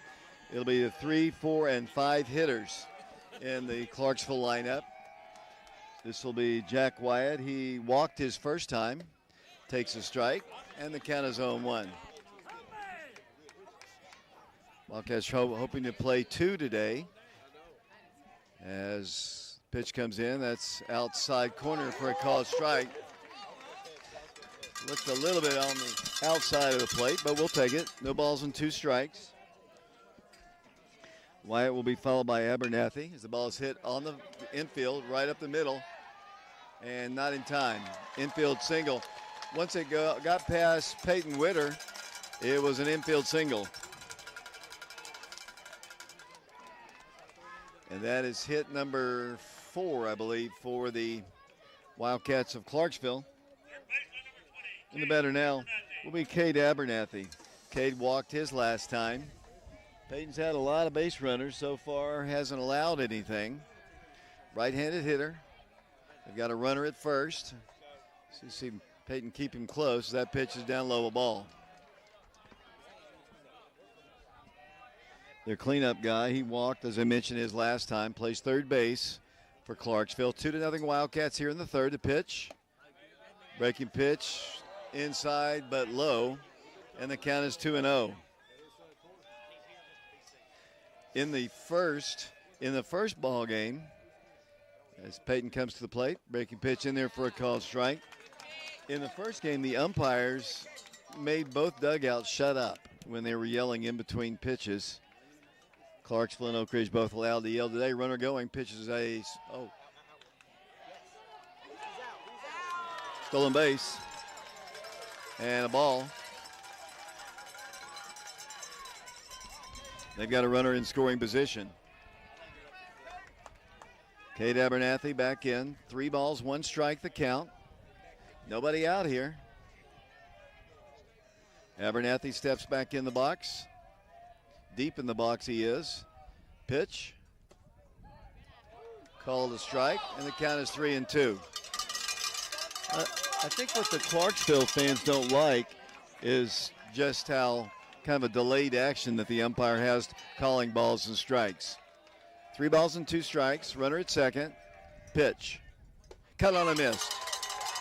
That's a strikeout, and that is strikeout number 3 for Peyton Witter in the ballgame.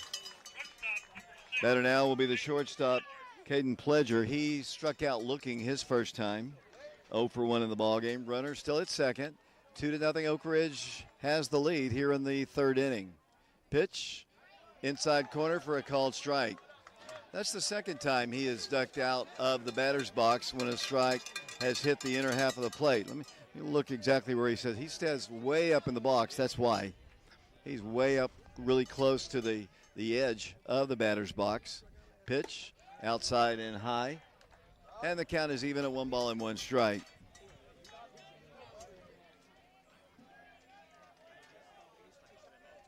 Runner at second base. Runner going. Hit foul. Coming back our way, and almost hit that lady sitting down in the stands. I've never understood something. I think I would rather, instead of duck, I think I would rather look up and see where the ball is coming down towards me. She kind of ducked her head and almost got it. Yeah, David, I don't know if I have the same survival instincts as you, but now that I think about it, I would do the same now. Well, John tried to catch one the other day, and his hand's still hurting from the first ball game. 1 ball, 2 strikes to Pledger. Runner had to return to second. The pitch hit foul. Once again over the top of us and over towards Oakland High School. The other teams playing in semifinals today. Farragut, of course, taking on Independence. The winner, if Farragut wins, they are in the championship game. No shocker there. They're there every year. 1 ball, 2 strikes. And timeout is asked for by Caden Pledger.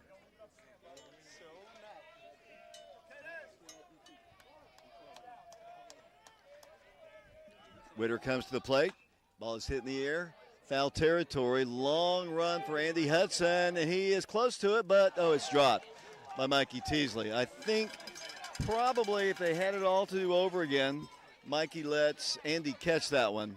A long run for Mikey to go and make it. It would have been a spectacular play for Mikey to make the play, but it was probably Andy's ball to catch. And new life for Pledger as that one was dropped in foul territory. Sorry about that. 1 ball, 2 strikes. The pitch, hit foul. Once again over to Oakland High School. Beautiful facility. I know, you didn't go to our basketball game here, did you? We played basketball here this season. I did not, David. I don't think I did. Beautiful facility. The baseball field is great. 1-2 pitch, outside and high. 2 balls and 2 strikes. The other games being played at Siegel High School today, Farragut and Independence. Oak Ridge and Clarksville, the only 4 teams left in 4A baseball. Peyton Witter, 2-2 pitch. Ripped into left field, that's a base hit. And he can't get it, it goes under his glove, rolling all the way to the fence. Warren East will track it down, he'll head to third. 1 run is in, and they've got a runner at third.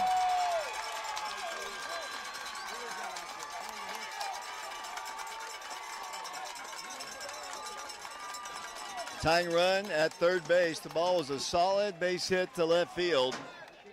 But Andy, who tried to come up throwing, let the ball get past him and rolled all the way to the fence, and the tying run's at third base. Timeout is asked for by the umpires. A couple of hard hit balls. Better now is number 19, Carter Hedrick. Hedrick flew out to left field his last time. Lefty versus lefty.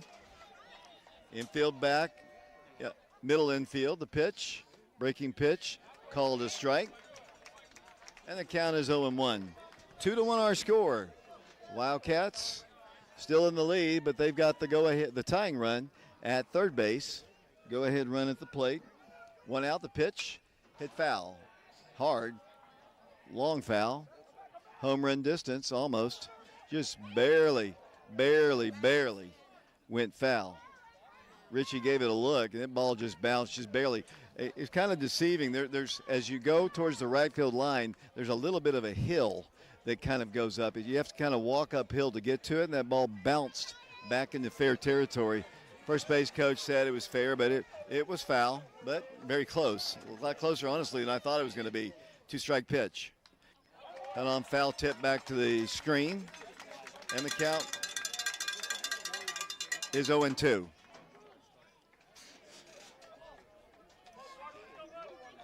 They haven't really changed the scoreboard. This is 2-1 on the scoreboard, but it is 0-2. Pitch.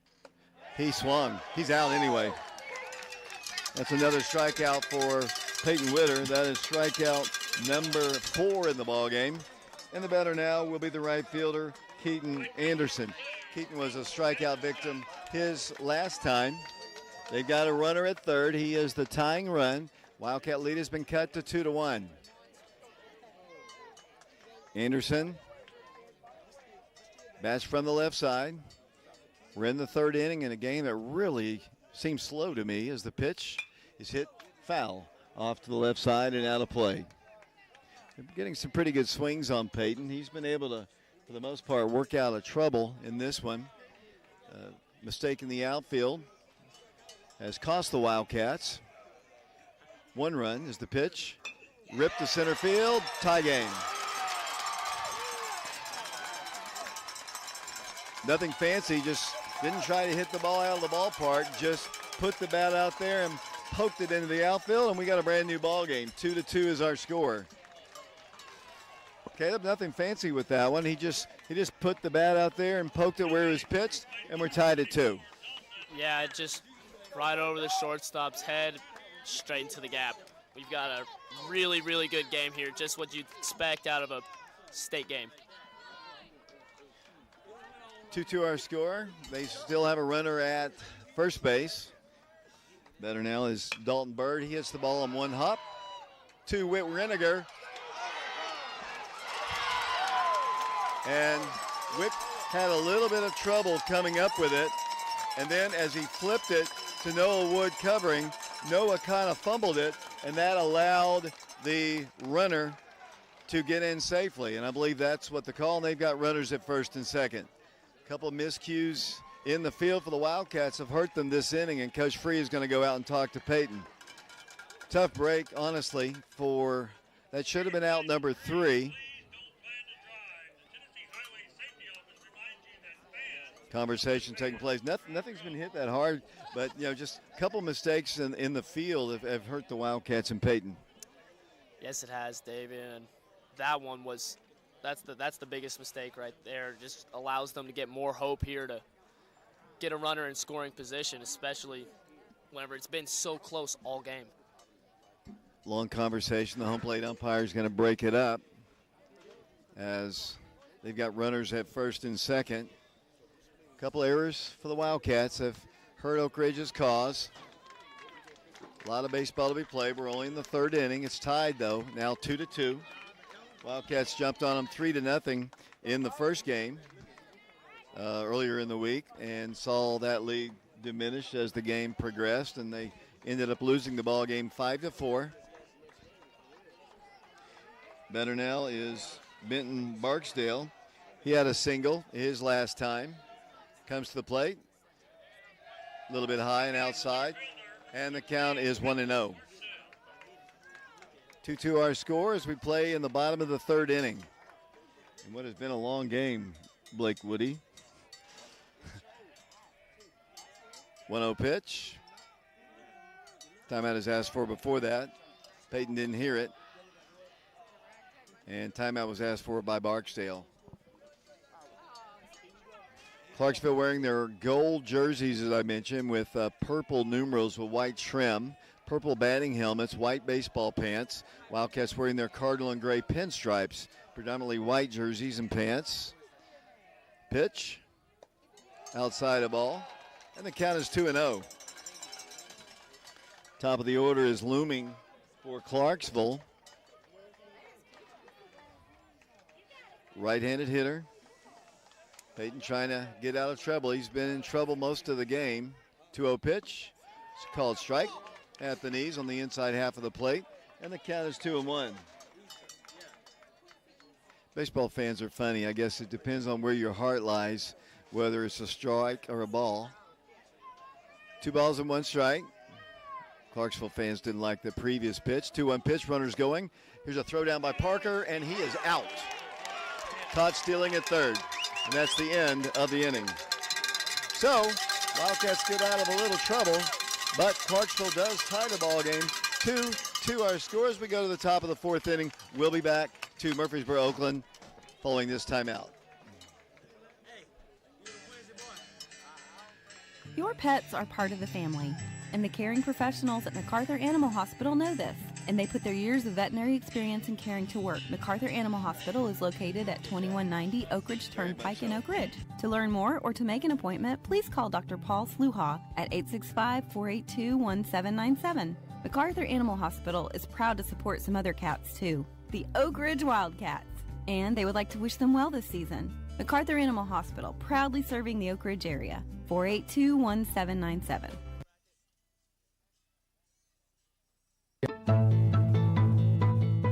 How do you say the name? TN Bank? Nope. Tin Bank? So what is it? 10 Bank. 10, as in Tennessee. Right here where all our banking decisions are made. Not some corporate office in who knows where. 10 Bank partners with small businesses in our community to help them grow. Really? Yes. That's local banking from 10 Bank. Member FDIC. Equal housing lender.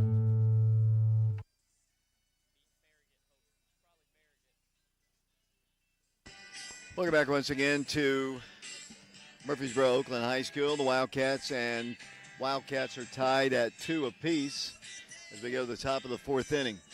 Peyton trying to grind it out here. He's had a lot of traffic. A couple of miscues in the field. One eventually did not hurt the Wildcats, but the one error in the outfield, most likely the run would have scored anyway. But we got a kind of a stressful game, as Caleb said, as Richie Ferreira steps in for the Wildcats. Richie was hit by pitches last time. He was on at bat when Mikey was picked off in the previous inning. So back in the box he goes. And the first pitch to him is on the outside corner for a called strike.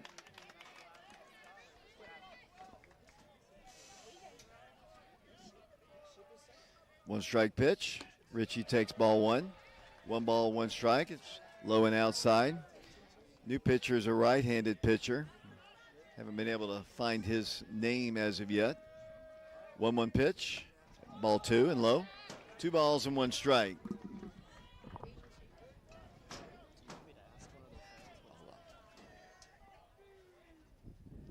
Pitch to Richie is hit on the ground.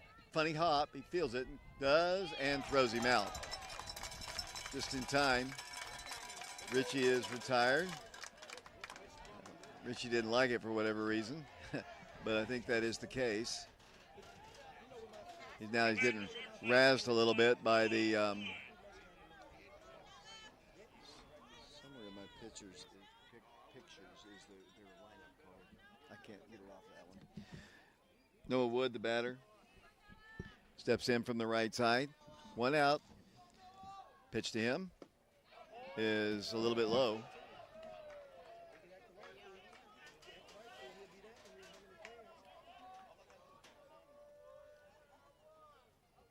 Ball is hit on the ground to the second baseman. He fields it cleanly, throws on the first in time for out number 2.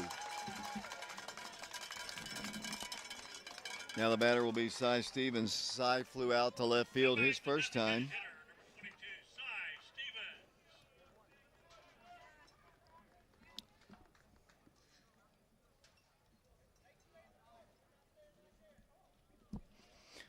As I mentioned, Cy flew out to left field his first time.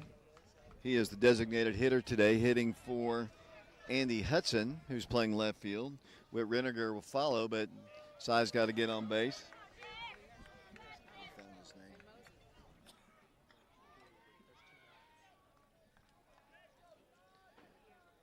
Pitch to the plate, hit to left field, pretty deep. It's not quite deep enough. Thought it was going to get over the left fielder's head. It's a loud out, and that's 3 up and 3 down for the Wildcats. Back-to-back flyouts for Cy Stevens. He's 0 for 2 in the ballgame. We go to the bottom half of the 4th inning in this elimination ballgame at the state tournament. The Wildcats and Clarksville Wildcats are tied at 2, and we'll be back in a moment.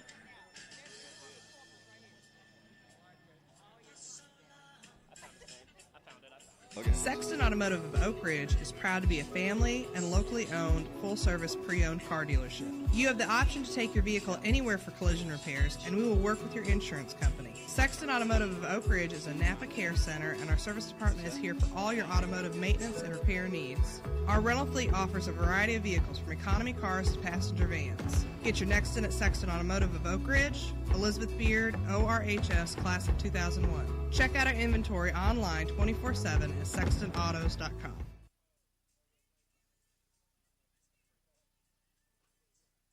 KOC Oak Ridge shows our commitment to orthopedic excellence by providing on-site x-ray, bracing, casting, and physical therapy. We strive to take care of all of your orthopedic needs in a professional and efficient manner with the respect you deserve. We've been treating East Tennessee families for over 40 years, and we're a proud supporter of Oak Ridge High School athletics. Check out our website and give us a call at 865-558-4400. Go Wildcats!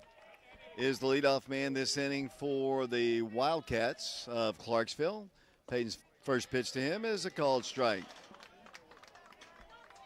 I've been failing to mention that Jack Wyatt is the new pitcher for the Clarksville team. Barksdale back in. He bunts it right up in front of the plate. Peyton fields it, has time, throws in time for out number 1.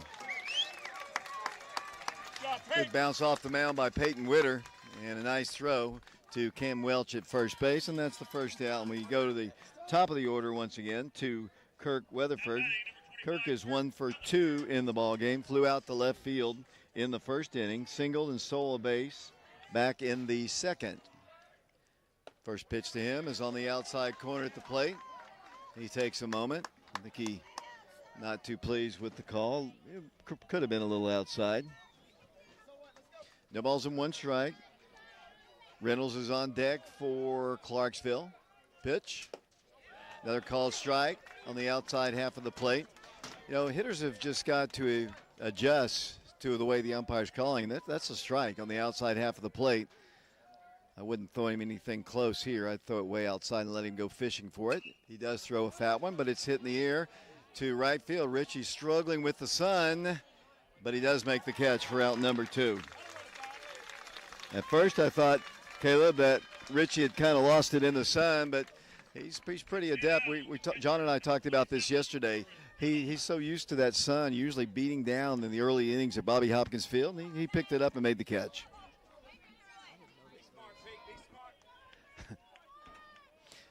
Reynolds bats now with 2 outs. Peyton trying to get his first clean inning. That first pitch is a ball. 1 ball, no strikes. Reynolds in the ball game, singled back in the first inning. Flew out to Richie his last time. That pitch is way outside. 2 balls and no strikes. 2 Mr. Baseball finalists here. Mikey Teasley and this guy. Ball is hit foul, out of play. And everybody's gone. Yesterday, Oakland was in school and they had class changes all the time, and balls were being hit on over there where they were just walking, and they didn't pay one bit attention to it. As once again, Peyton comes in, the pitch, buzzed the tower a bit, and the count is 3-1.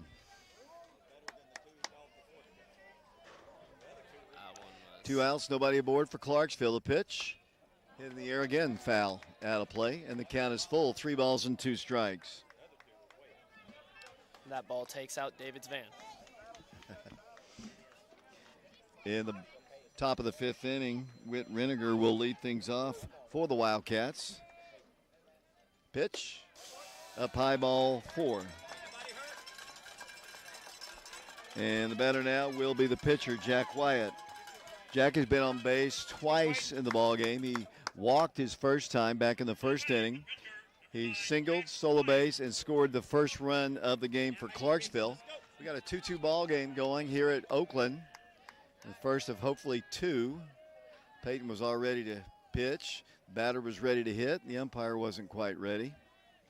A little steamier day today than it has been in our previous ball games. We've had a couple of night games and an early morning game. Runner at first, the pitch, hit foul. Off the pole. And almost hit Mr. Hudson. No balls and 1 strike, the count. Runner at first, the pitch. Low ball to Jack Wyatt. And the count is even at 1-1. 2 outs here in the bottom half of the 4th inning in a 2-2 ball game. Live from Murfreesboro, Oakland High School on our YouTube channel, Prep Radio. Thanks for watching. Cut on and missed. Might have even been foul tipped. And the count is now 1-2. Oak Ridge fans trying to come to life, trying to encourage the big senior left-hander to get through this last batter. The runner's going. Pitch is on the outside corner, called strike 3. And that is out number 3 in this inning. We go to the 5th inning of this elimination ball game from Murfreesboro, Oakland High School.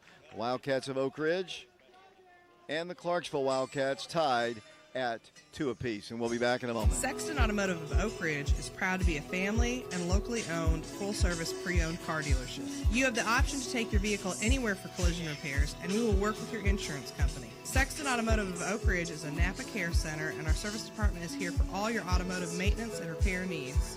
Our rental fleet offers a variety of vehicles from economy cars to passenger vans. Get your next in at Sexton Automotive of Oak Ridge, Elizabeth Beard, ORHS, Class of 2001. Check out our inventory online 24/7 at sextonautos.com.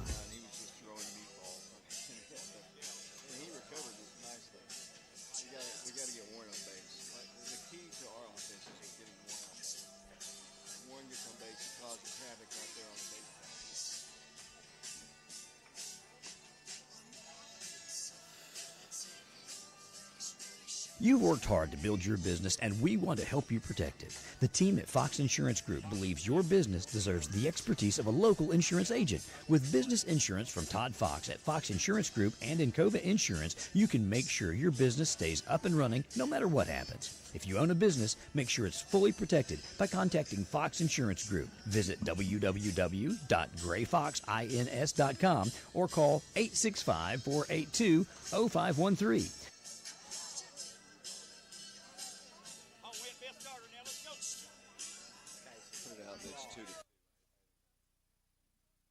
Welcome back once again to Murfreesboro, Oakland, the TSSAA State Baseball Tournament. The Wildcats and Clarksville Wildcats are tied at 2 as we go to the 5th inning.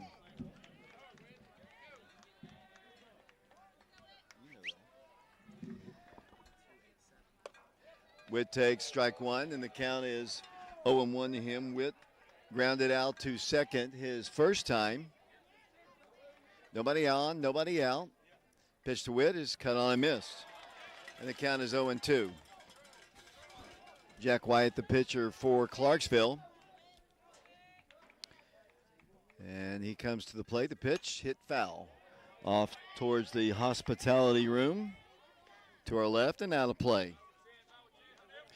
Blake enjoyed the hospitality room. About every hospitality room we've ever been to, he's enjoyed. Here's a 2-strike pitch to Witt. That's way outside to the freshman, and the count is 1-2. Leadoff man Warren East is on deck. Pitch, hit foul. Over towards Kevin McKeithen. Takes a funny hop, but still has his hands. Kevin makes the play, looks for help, tosses it over to one of the Clarksville Wildcats, and Witt will step back in once again. 1 ball, 2 strikes.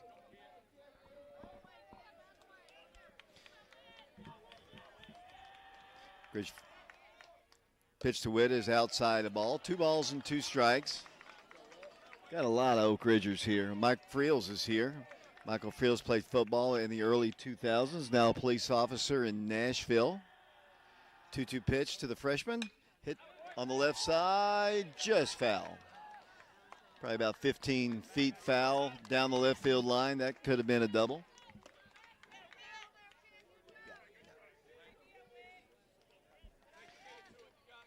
Ball's brought back into the infield once again. Carson kind of does that work as Whit Reniger steps in. Then it'll be Warren East and Parker Free. Got to get things going. We're getting a little bit late. We're in the 5th inning in a 2-2 game. Pitch to Witt is hit on the ground. To the shortstop, takes a funny hop. Oh, he feels it nicely, though, and throws in time to retire Whit Reniger. It was a short hop, and he came in charging. Nice play by the Clarksville shortstop. And back to the top of the order we go to Warren East. Warren reached on an error his first time, stole second, stole third, came in to score the first run of the game for the Wildcats on the Parker Free RBI single. And his last time picked up a single but was stranded. It was a 2-out single for Warren his last time. The pitch to him, down low a ball, 1 ball and no strikes. 5th inning. Peyton Witter's gone all the way for the Wildcats on the mound. They've used 2 pitchers. And there's ball 2. Davis to Warren, or Wyatt, I guess, Jack Wyatt. Warren didn't even leave the batter's box. Leading hitter for the team, squares to bunt, and got hit in the back. Squared to bunt, tried to get out of the way of it, and Warren is on base. And Caleb Rocker, you know what that means. When Warren's on base, Warren's running. Yes, you're going against a Mr. Baseball catcher, but Warren likes to run. Yes, he does. He's really fast, too. And before I got here, he did have those 2 stolen bases that led to the Parker Free single. And Parker will step in here. Parker does have that RBI single. He also struck out looking his last time. See how often they throw over to keep Warren close to the bag. They're going to throw, and he's back to the bag easily. But immediately takes another big lead. They know Warren. This coaching staff has scouted Oak Ridge. They know what they like to do, especially at the top of the order. Warren's taking a big lead and leaning a little bit that time. Good move there by Wyatt. And Warren's not persuaded either way. He steps right back out to a big lead. And Parker had to deal with this the last time. We're not going. Pitch is on the inside corner for a called strike.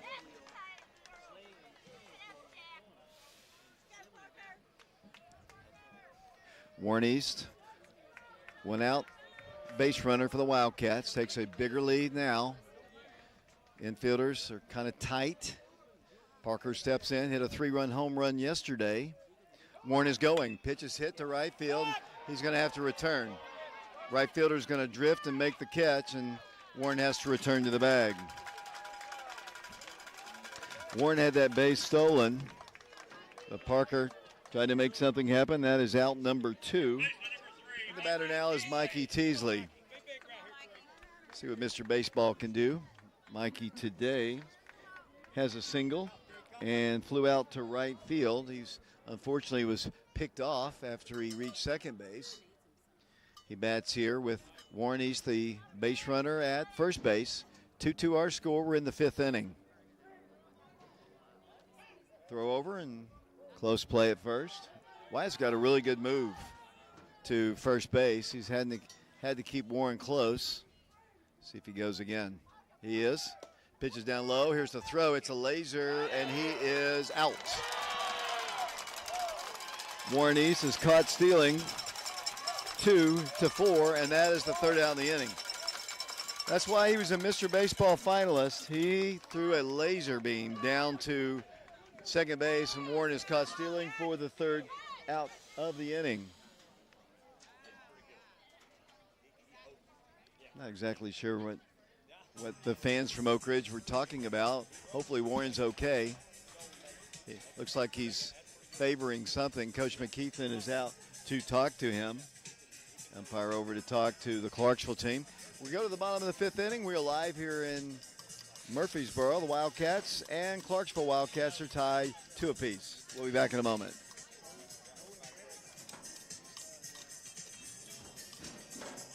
When something happens to your car, you might say, Ugh, come on. Seriously? This is so extra. but what you could say is, Like a good neighbor, State Farm is there. your local State Farm agent is available when and where you need them, online, over the phone, or even in person. State Farm agents are here to answer your questions and help you file your claim. This is so extra. Get with someone who can actually help. Contact me, Agent Laura Lynn Green, today.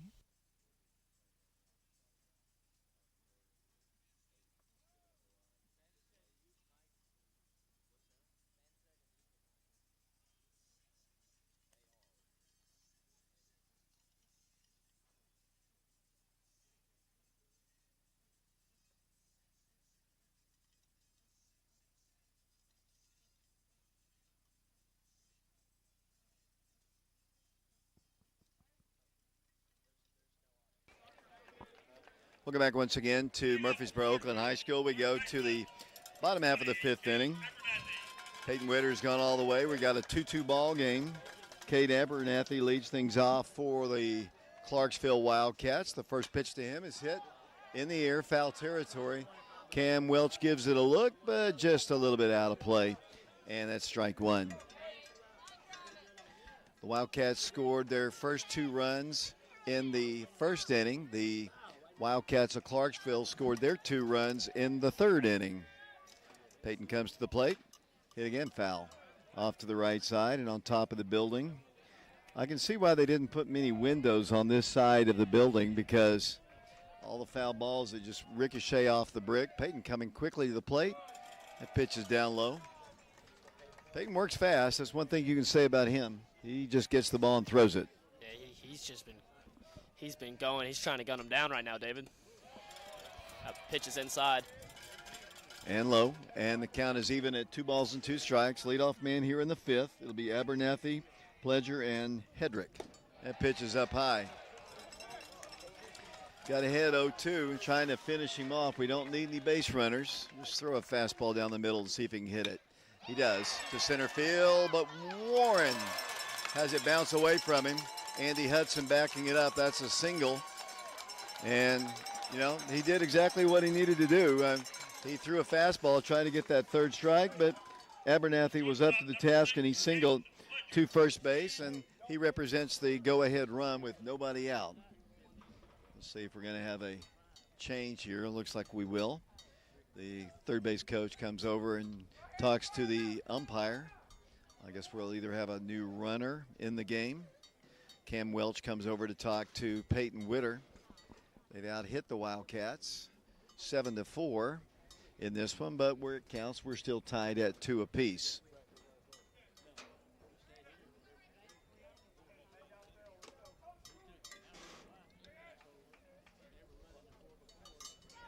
They do have a courtesy runner at first. Number 1 comes into the game. He represents the go-ahead run. 2-2 our score. Oak Ridge and Clarksville playing here at Oakland High School. Peyton Witter has gone all the way for the Wildcats. A little short lead at first. Here's the pitch. He squares to bunt, takes a strike. He didn't like it. Pledger didn't. And he steps out of the box. They've argued almost every call. He struck out his first time looking, had a single and scored a run his last time. That pitch at the belt for a called strike. I'm telling you, if you argue and show body language to the umpire, he's not going to give you the benefit of the doubt. And that's what this young man has done both times. Anything close, if I were him, I'd be hacking at it as the pitch comes way outside. And the count is 1 ball, 2 strikes. Nobody out. Runner at first for the Clarksville Wildcats in a 2-2 ball game as we play here in the bottom half of the 5th inning. Camden Welch holding him on at first. Peyton has a 1-2 count. Here it comes. Nope, he's going to throw over to first, and he hadn't really strayed off the bag too much, and easily back to the bag he goes. Whit Reniger is the second baseman. Noah Wood is the shortstop. Mikey Teasley's at third. Andy Hudson at left. Warren East in center. Richie Ferreira in right. Parker Free is the catcher for the Wildcats. He's leaning towards second. Let's see what he does. 1 ball, 2 strikes. Timeout is asked for. This time by the batter, Caden Pledger. As I mentioned, he's 1 for 2 in the ball game. Struck out looking his first time. Hits the ball on the ground softly. They got 1 at second. Throw back, not in time. They do get the force out, although I don't see the. Yep, he is out. I didn't see the umpire in the field, and I think Whit Reniger is trying to say that he blocked the bag, but that is out number 1, and Pledger reaches on a fielder's choice, and that's out number 1. The batter now will be Carter Hedrick. He's the designated hitter. He flew out to left his first time, struck out in the third, so he's 0 for 2 in the ball game. Hits the ball well to right field. Richie Ferreira back on it. Richie can't get it. It's over his head and rolling to the fence. Richie gets it in really quickly. Stop sign is thrown up. They've got him at second and third and 1 out. That ball was tagged. Richie had no shot in the world. The ball was a line drive. Richie went back as far as he could. It got over the top of him, and they've got the go-ahead runs in scoring position. And the batter will be Keaton Anderson. He, let's see, struck out his first time, reached his last time. We're still tied at 2 as Anderson will step in. Big point in the ball game. Peyton has been up to the task to this point. Let's see what he can do here. Lefty versus lefty. Parker Free has to sign the pitch. Hit in the air. It's going to be deep enough. Who's going to catch it? It's going to be Warren. Here comes the throw. It's going to go towards third. And Clarksville leads 3-2. Sacrifice fly, RBI. In to score was Pledger. Over to third will go Hedrick. And Clarksville leads it by a score of 3-2. 2 outs now. They still have a runner at third base. And the batter is Dalton Bird. Bird is 0 for 2 in the ball game. Flew out to left field in the second. Reached on an error in the third. And he takes a strike outside.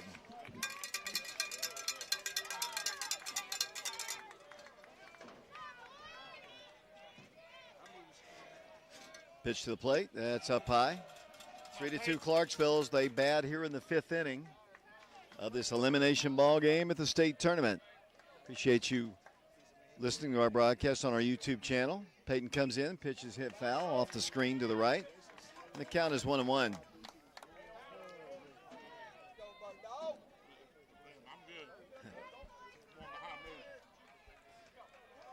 Peyton has the sign from Parker, 1-1 pitch. Low and inside. And the count is 2-1.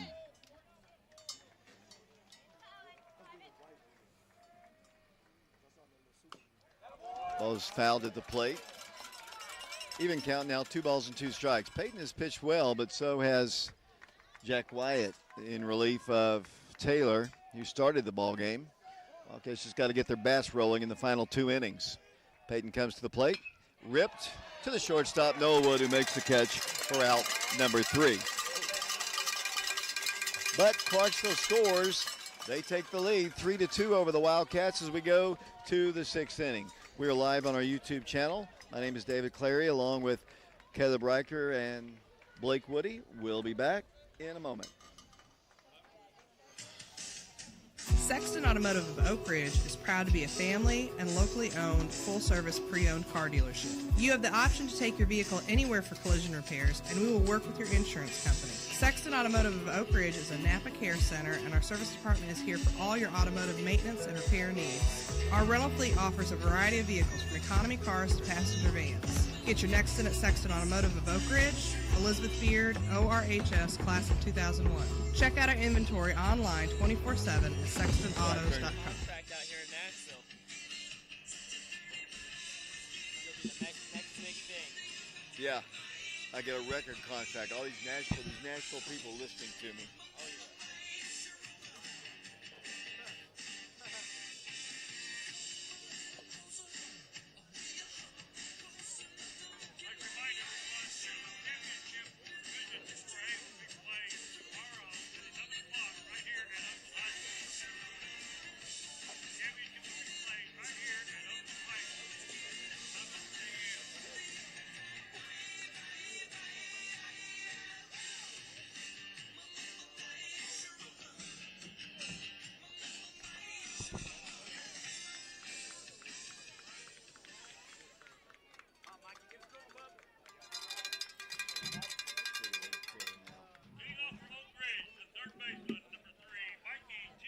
Mikey Teasley leads things off here in this 6th inning. The Wildcats now find themselves trailing 3-2. First time we played them earlier in the week, the Wildcats fell to the Wildcats of Clarksville. As Mikey leads things off and takes one inside, 1 ball, no strikes. Mikey today had a single. He was batting when Warren was caught stealing earlier. 5-4 was the final score of the first game against them. He takes one on the inside corner at the belt, and the count is even at 1 ball and 1 strike. Mikey has a single to his credit. Could use big third baseman getting on base here in the 6th. Pitch to him is down low, a ball. 2 balls and 1 strike. Jack Wyatt is the pitcher. He came in the with no outs in the 3rd inning. Has done well, shutting down the Wildcats to this point. Mikey steps in, the pitch. Foul tip back to the screen. And the count is 2 balls and 2 strikes to Mikey Teasley. It'll be Mikey, Teasley, Camden Welch, and Peyton Witter, the scheduled hitters in the Wildcat lineup. Trailing now 3-2 in this elimination ball game from the state tournament. White has the sign. 2-2 pitch. Almost hit him. Oh my gosh. That was almost hit him. But strike 3, and Mikey, like the classy guy he is, walked back. But did I see that wrong, or did that almost hit him? I do think it almost hit him, but I will say he has been very consistent with that strike call. Doesn't mean it's right, but he has been consistent with it. So that's 1 out here in the 6th inning. Cam Welch, the batter. Cam had a sacrifice. His last time was hit by a pitch.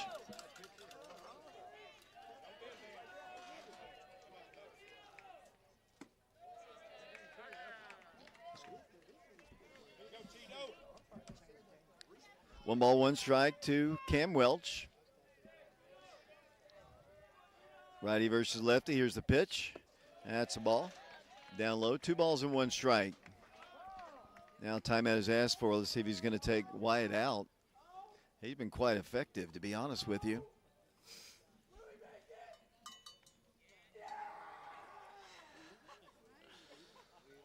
Will Presley heckling down there. Yeah, I kind of figured that had to be Will. I told Coach Kelly a minute ago, I hope, and might have even said it on the air, I hope Will, hope he behaves himself. Nobody in the entire park was making a noise except Will. That's Will Presley for you. Cam back in, 2 balls and 1 strike. I don't know what that conversation was about, but Wyatt stays in the ball game. 2 balls and 1 strike, the pitch. Outside corner for a called strike. And the count is 2-2. 1 out here in the 6th inning. The Wildcats have got to get things going. We're getting late. Pitch. That's a little bit low. The guys in gold and purple didn't like the call, but it's a full count. 3 balls, 2 strikes to the junior, Cam Welch. Got to be hacking here if it's close. The pitch. It's not even close. It's ball 4. Cam Welch will head down to first base. Let's see if the Wildcats bring a runner in for him. I don't see any movement. Cam's a smart base runner. Might not be the fastest guy we have, but he is the base runner for the Wildcats. Coach Free's going to stay with him as Peyton Witter steps in. Peyton had an RBI double his first time. He lined out to right field his last time. Cam a short lead at first. The pitch. In the air. Center field. Shortstop back, center field in. It's going to be the center fielder who makes the catch. And that's the back-to-back first pitch swings by Peyton Witter. And once again, he flies out to the outfield. Now Richie Ferreira will stand in now with 2 outs. Richie today was hit by a pitch and was out catcher to first his last time. Got to get something going here. The Wildcats are down 3-2 in this elimination ball game. Pitch. That's a pitch on the outside half of the plate. And low. And the count is 1 ball and no strikes. Noah Woods on deck for the Wildcats. 3-2 Clarksville. The pitch. Hit on the ground. Shortstop. Not go the short route. He'll go the long route and throw Richie Ferreira out at first. So that's out number 3. The Wildcats pick up a base runner, but they leave him stranded. We go to the bottom of the 6th inning. Clarksville on top of the Wildcats 3-2. We'll be back following this timeout.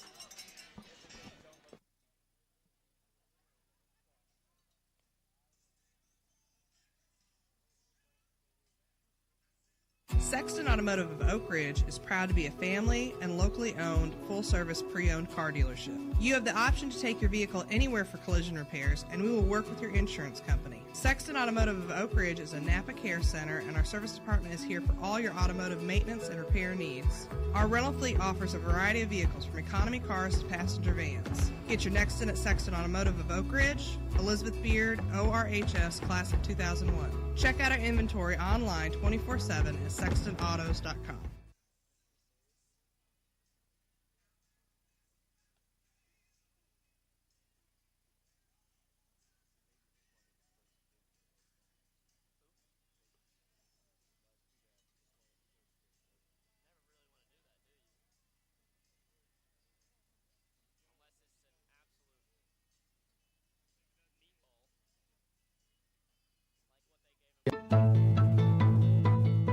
How do you say the name? TN Bank?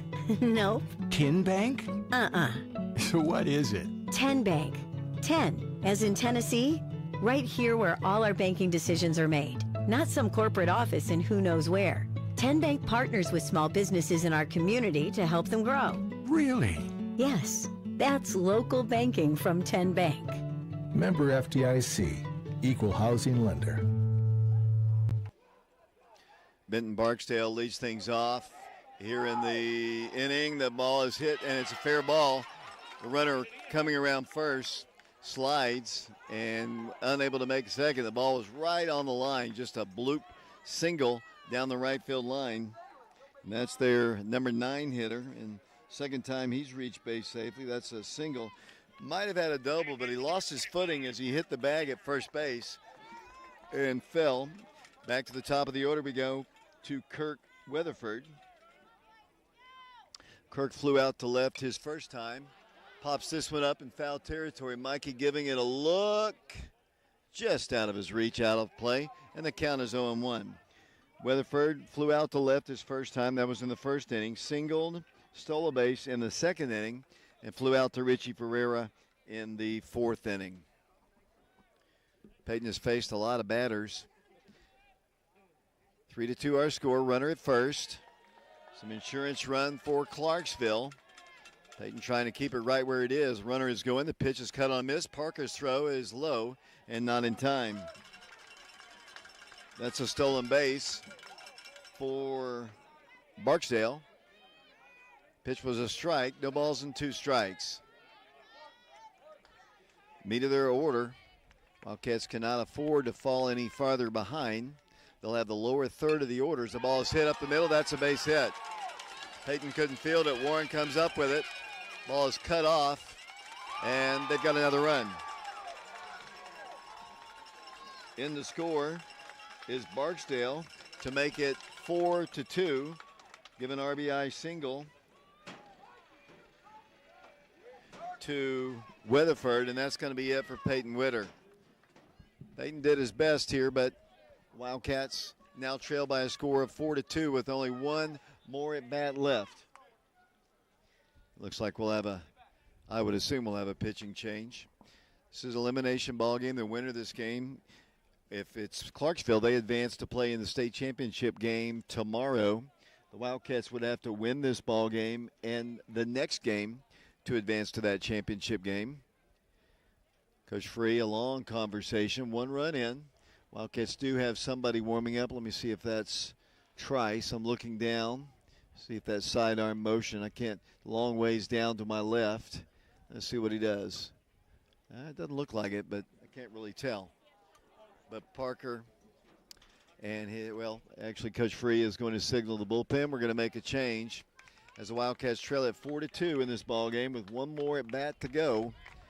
And the Wildcats, Peyton Witter comes out of the game to a nice round of applause. Gutsy effort for the Wildcats.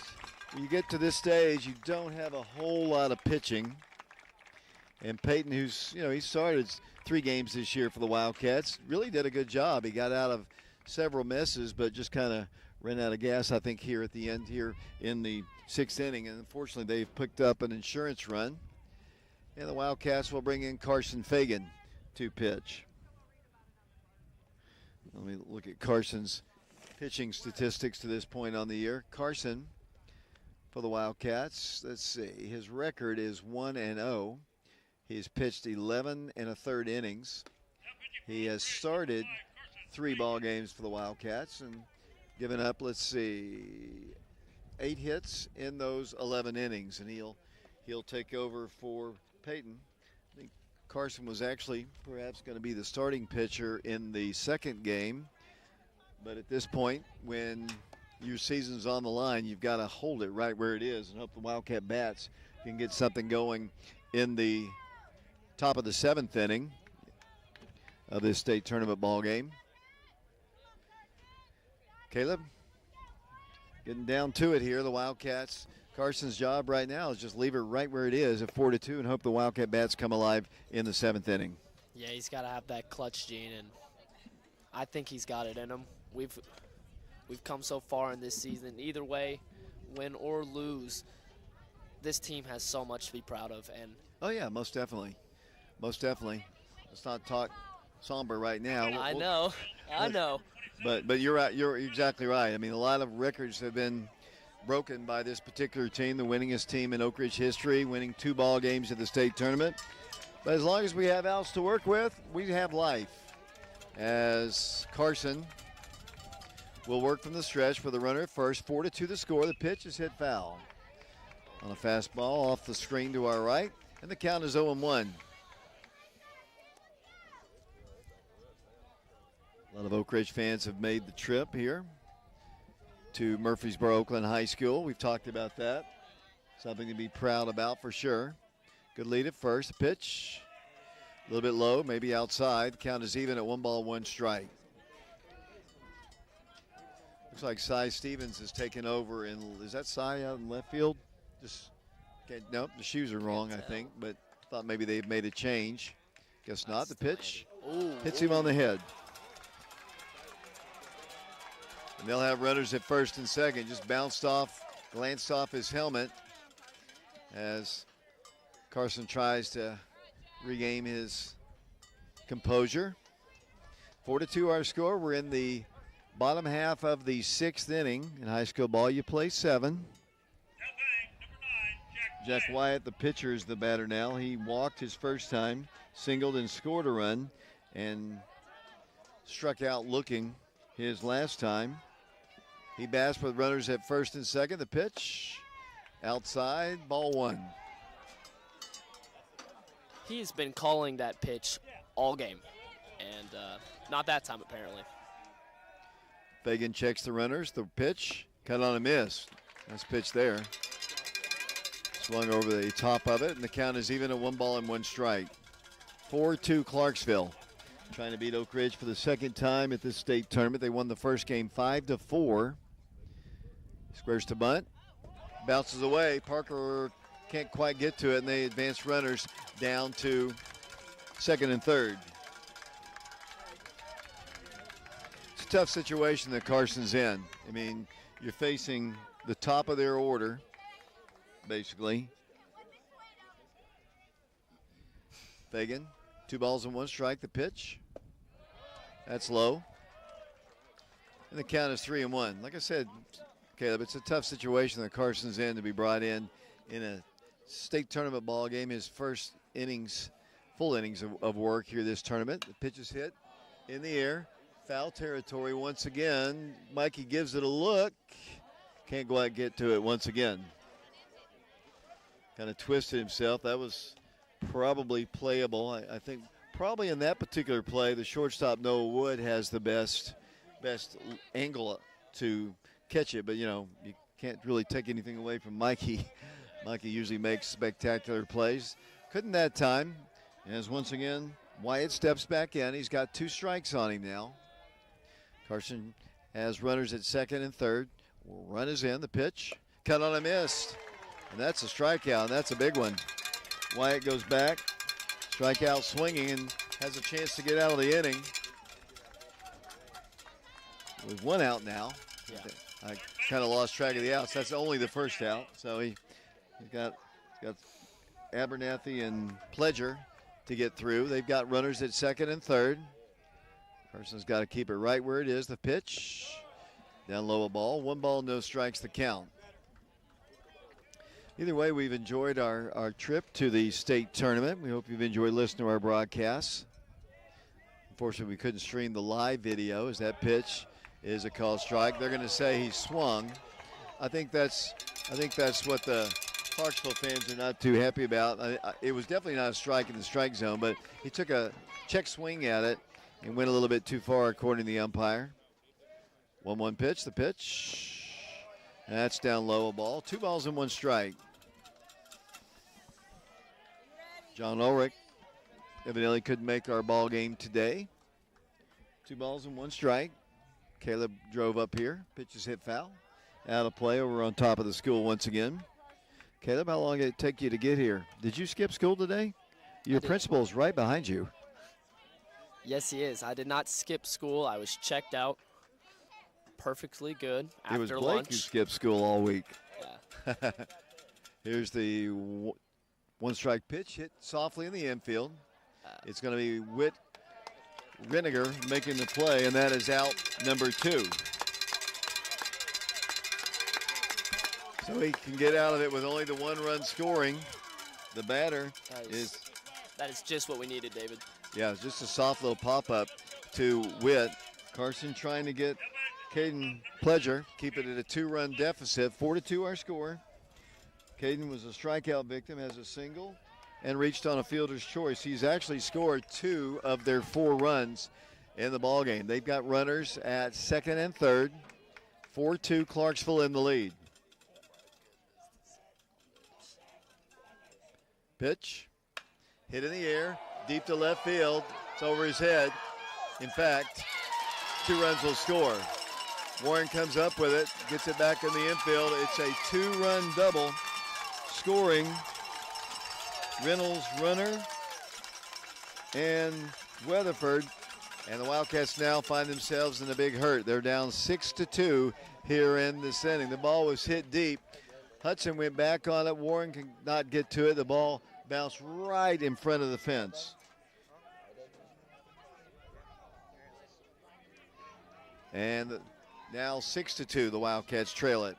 Clarksville trying to remain undefeated in the tournament, trying to beat Oak Ridge for the second time. Carson almost got out of this inning. That ball was just tagged, and that young man's been on base actually now 3 times. Tough out for the Wildcats today. Carson Fagan trying to close the inning down. The Wildcats will need a big rally in the 7th inning. They're down 4 runs.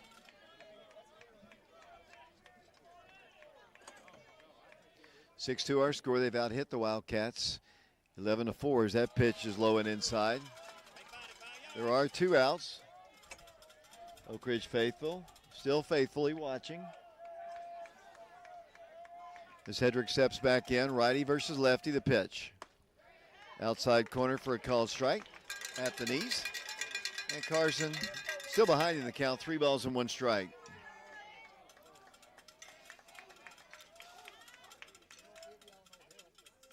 Pitch. There's one right down the middle. And the count is full now, 3 balls and 2 strikes. Aiden Hawkins with that cowbell behind us. Runner at second base. Wildcats will need 4 to tie, 5 to take the lead. Pitch, call strike 3, and that is out number 3. So as I said, the Wildcats have a lot of work to do. They've got to get base runners. They got to get hits. Got to score runs as they trail it by a score of 6-2. Second break. We'll be back to Murfreesboro, Oakland in a moment. When something happens to your car, you might say, Ugh, come on. Seriously? This is so extra. but what you could say is, Like a good neighbor, State Farm is there. your local State Farm agent is available when and where you need them, online, over the phone, or even in person. State Farm agents are here to answer your questions and help you file your claim. This is so extra. Get with someone who can actually help. Contact me, Agent Laura Lynn Green, today. You've worked hard to build your business, and we want to help you protect it. The team at Fox Insurance Group believes your business deserves the expertise of a local insurance agent. With business insurance from Todd Fox at Fox Insurance Group and Encova Insurance, you can make sure your business stays up and running no matter what happens. If you own a business, make sure it's fully protected by contacting Fox Insurance Group. Visit www.grayfoxins.com or call 865-482-0513. Welcome back to Murfreesboro, Oakland. The Wildcats down 6-2 as we start play here in the 7th inning. Leading things off for the Wildcats, Noah Wood. Noah 0 for 2 in the ballgame. He hits the ball to left field. And a beautiful catch out in left field. Ball was hit right on the screws by Noah Wood. But that's out number 1. Just a brilliant play. Caleb and I were talking about this during the break. Just how sound defensively Clarksville is. A really nice play out there by the left fielder. Better now is Cy Stevens. Cy picked up the win yesterday in the win over Green Hill. Pitch to him is a ball. 1 ball, no strikes. Wildcats down to their final 2 outs, perhaps in their season. Got to start a 1-out rally here, and Cy hitting the count. He hits the ball foul off the screen, and the count is 1-1.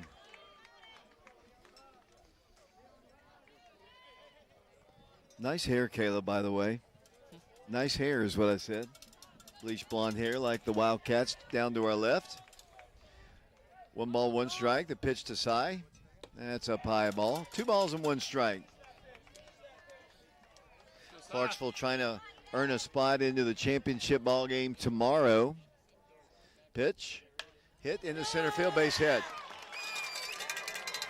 So that's where the rally starts. The last two balls, Caleb, have been hit really well. I mean, Noah's ball, if not for a great play by the left fielder, would have been a base hit too, because it's right on the button too. Yeah, we made really good contact on the ball here. I mean, that's crucial for Cy to get that hit. We just need to get a nice double here. And who's that coming in? That'll be Kipton Fagan. Kipton. We need to get Kipton in on a RBI double, hopefully, right here. That'd be nice. Is Whit Reniger, who has had a good tournament. He has hit the ball really well this tournament, has some RBIs. Top of the order, and Warren East is on deck.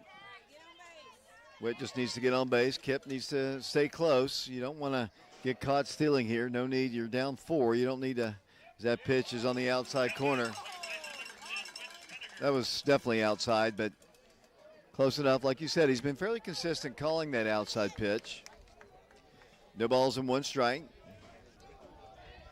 Kip a short lead at first. A pitch hit in the air, foul territory. Off the side of the indoor hitting facility here at Oakland High School, and the freshman finds himself in the hole. No balls and 2 strikes. He's had a couple two-strike hits. Coach Free hoping for the freshman to get on base to get the top of the order and turn it around here. And the pitch hit foul again. Almost the same spot. Off the side of the building once again. Nothing fancy, just put his bat out there, tried to make contact, and the count is 0-2. 1 out here in the 7th. The Wildcats down 4 runs. 6-2 the score to Clarksville. Clarksville beat them on Wednesday, 5-4. Whip back in. Pitch, hit foul again off to the left side. Staying alive. Freshman doing a good job. Kip Fagan, another freshman, is down at first running for Cy Stevens. He'll re-enter if we have a bottom of the 7th. Whip back in. 0-2 pitch from Wyatt. Hit foul again. Stayed alive. That's 4 straight fouls for the freshman second baseman. Staying alive. That's all you can do. The Wildcats got a lot of work to get done here in this inning. They're down 4, 6-2. All 2 of their runs were scored. Both of their runs were scored in the first inning, so the Wildcats have been shut down since that time. Here's the pitch. Ball hit in the ground. That's a base hit. Great job of hitting for Whit Reniger. 2-strike base hit, and the Wildcat rally is beginning. In the top of the order coming in as Wyatt tries to close it down. Great job by the freshman, Caleb Riker. I mean, he was down 2 strikes, fouled off maybe 3 or 4 pitches, and then found a hole on the right side and picked up a base hit. That's just what we needed. Clutch, Gene, and now we have the, I want to say, the single season record holder for hits. Most definitely over 60 on the year, leading batting average king as well. And of course, you got Parker and Mikey on deck. That pitch bounced to the plate. Nice stop by Reynolds. Keeps it in front of him. And the count is 1-0. You got power on deck. The next 2 batters have both hit home runs in this tournament, I think. I'm trying to think if Mikey did. I think he did. He did. I think he hit one yesterday. I was listening. Warren back in, 1-0 pitch. Hit foul off to the right side and out of play. Runners at first and second. The lead runner is Kipton Fagan, freshman. The runner at first, freshman Whit Reniger. You've got sophomore Warren East batting with a 1-ball, 1-strike count. 6-2 our score. The Wildcats trying to give them a finish here in the top of the 7th inning. Got the bats to do it. It's got to execute. Warren back in, the pitch.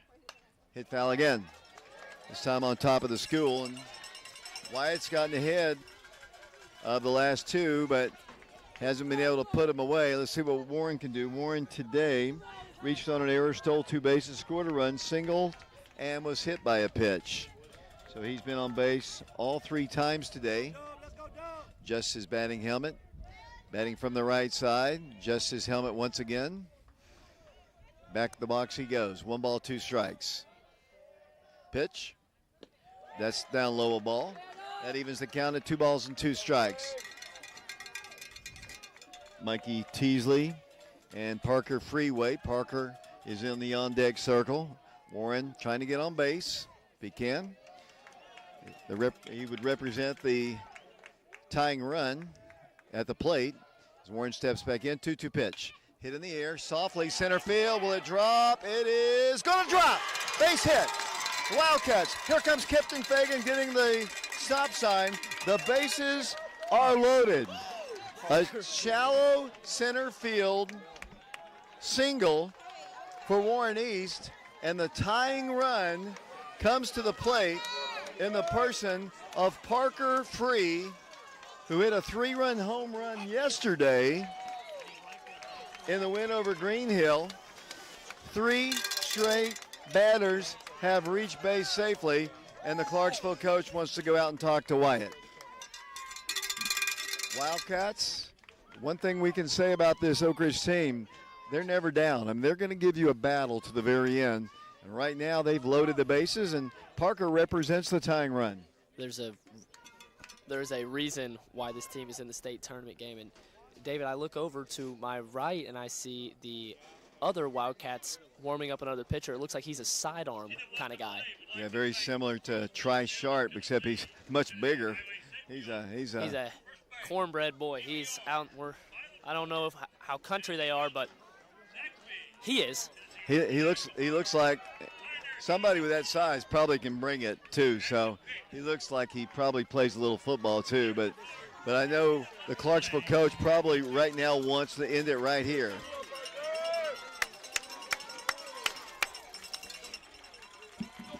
Parker Free stands in. Parker's got to have a good at bat here. I know he wants to hit the ball out of the park, but right now we just need to keep the line moving. Bases full of Wildcats, 6-2 Clarksville. Parker Free steps in, the pitch to him. Ball 1. Mikey Teasley on deck for the Wildcats. Wyatt still pitching for Clarksville. Kipton Fagan at third. Whit Reniger at second. Warren East at first. Good speed. Pitch to Parker. Cut on a miss. Evens the count at 1 ball and 1 strike. Parker steps back in. He hit a one over that 348 sign yesterday for a 3-run home run. We just need a single right here. Just like I said, keep the line moving. Pitch to him. Ball 2. Outside and low. You know, I would take a walk here, too. Keep the bases loaded and get Mr. Baseball up to the batter's box. 2 balls, 1 strike to Parker Free. The outfield deep. Parker back in. 2-1 pitch. Foul over to the Oak Ridge dugout. And Wyatt, with 1 out here in the inning, has the bases loaded, facing Parker Free. Took a 3rd strike earlier. Can't do that here. We're down to it. 6-2 the score. Clarksville on top. Oak Ridge fans, that's them making noise down below and above. Pitch. Hit into left field. It's going to go down the line. 1 run scores. 2 run scores. Here comes the slide. The Wildcats. A 2-RBI double by Parker Free. And it's 6-4. And the tying runs are in scoring position. Mikey Teasley coming to bat for the Oak Ridge Wildcats. Parker Free. A booming double down the left field line. Kipton Fagan scores. Whit Reniger scores. And the Wildcats have the tying runs in scoring position. And they're going to have a pitching change. We'll take a break here. I've got to recompose myself. 6-4 our score. We'll be back in a moment.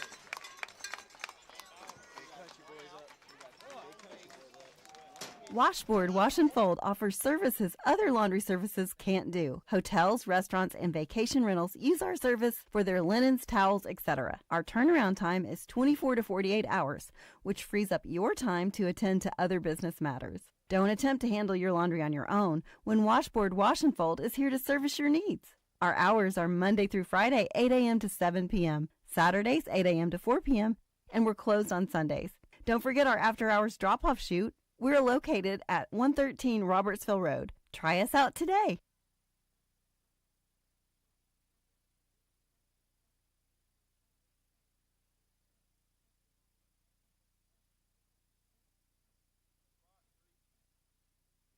Sexton Automotive of Oak Ridge is proud to be a family and locally owned, full-service pre-owned car dealership. You have the option to take your vehicle anywhere for collision repairs, and we will work with your insurance company. Sexton Automotive of Oak Ridge is a Napa Care Center, and our service department is here for all your automotive maintenance and repair needs. Our rental fleet offers a variety of vehicles, from economy cars to passenger vans. Get your next in at Sexton Automotive of Oak Ridge, Elizabeth Beard, ORHS, Class of 2001. Check out our inventory online 24/7 at sextonautos.com.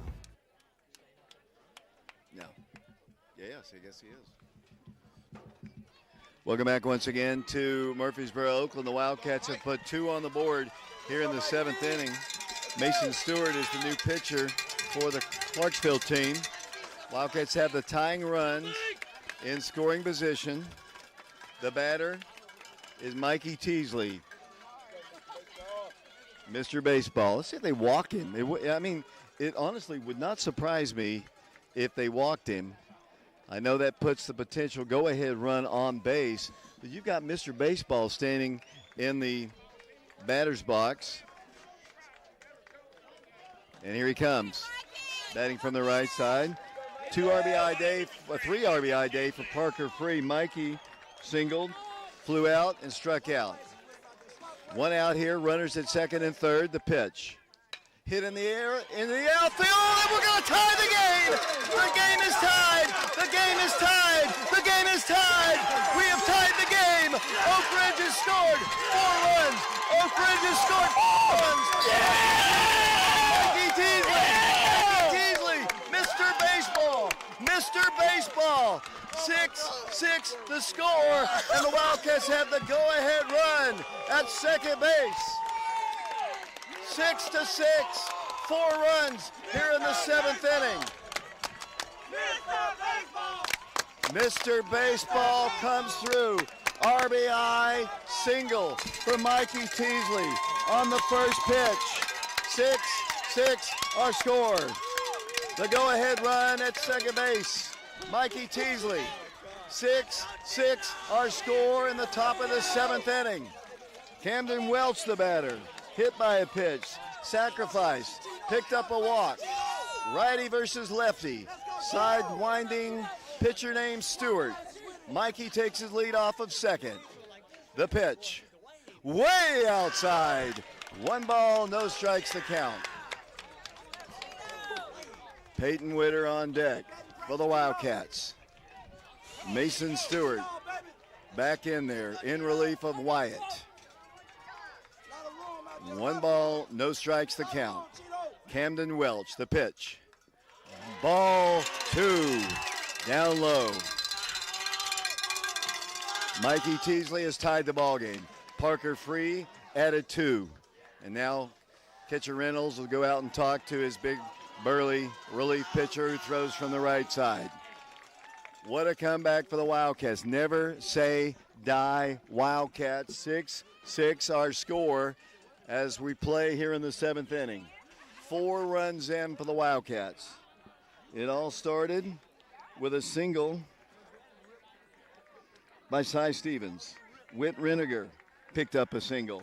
Warren East, a single. Parker Free, a double. Mikey Teasley, a single, and then an error allowing him to go to second base. Camden Welch, the go-ahead runs at second base. Here's the pitch. Hit on the ground. High hopping to the second baseman. He feels it, throws, in time. Mikey advances to third.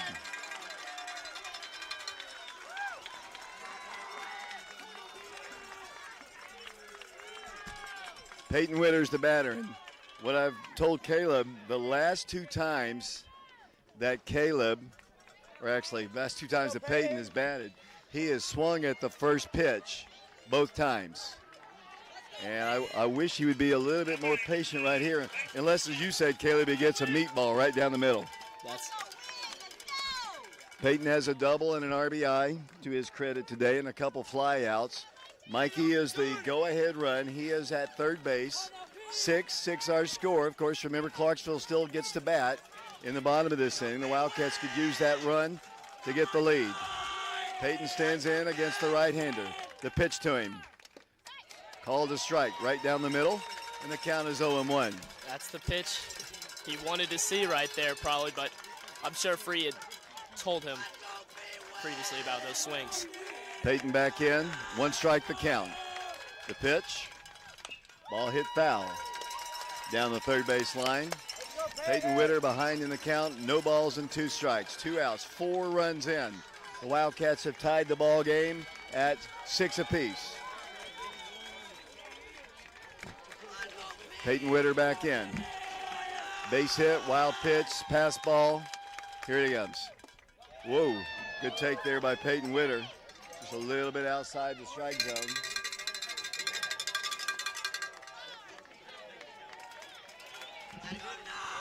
Right-handed hitter. Back in the box he goes. The pitch.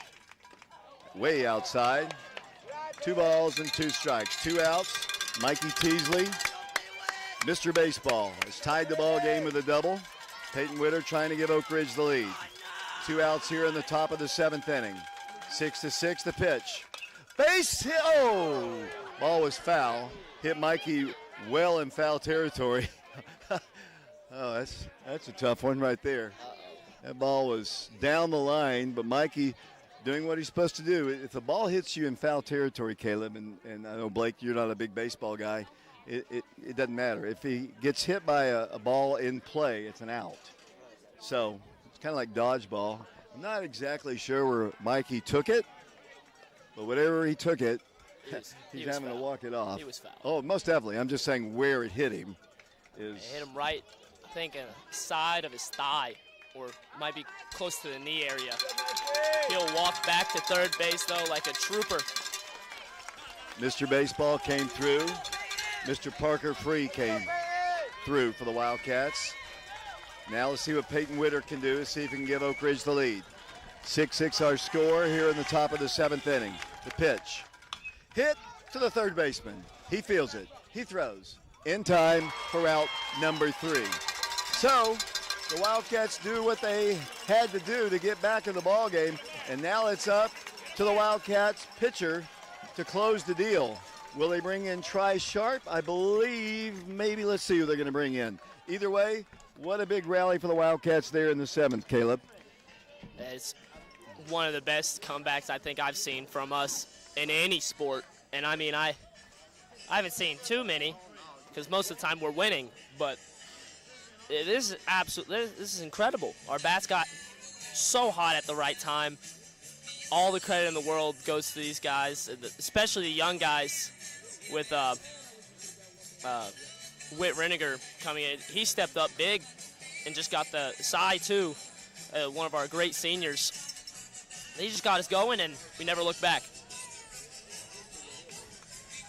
So the Wildcats will bring in Tri Sharp to try to shut down the Clarksville Wildcats here in the 7th inning. We'll take one more break here. Trice has been very effective. KOC Oak Ridge shows our commitment to orthopedic excellence by providing on-site X-ray, bracing, casting, and physical therapy. We strive to take care of all of your orthopedic needs in a professional and efficient manner with the respect you deserve. We've been treating East Tennessee families for over 40 years. And we're a proud supporter of Oak Ridge High School athletics. Check out our website and give us a call at 865-558-4400. Go Wildcats! In their lineup, but those guys have been tough on the Wildcats, Oak Ridge Wildcats in this one. Trice is warming up, and we're getting ready to start the bottom of the 7th inning. 6-6 the score. Obviously, they need 1 run to win. Trice trying to keep it right where it is. 2 side winding pitchers in the ball game, 1 for Clarksville, 1 for Oak Ridge. It'll be Kenton Anderson, Dalton Bird, and Benton Barksdale, the hitters for the Clarksville Wildcats.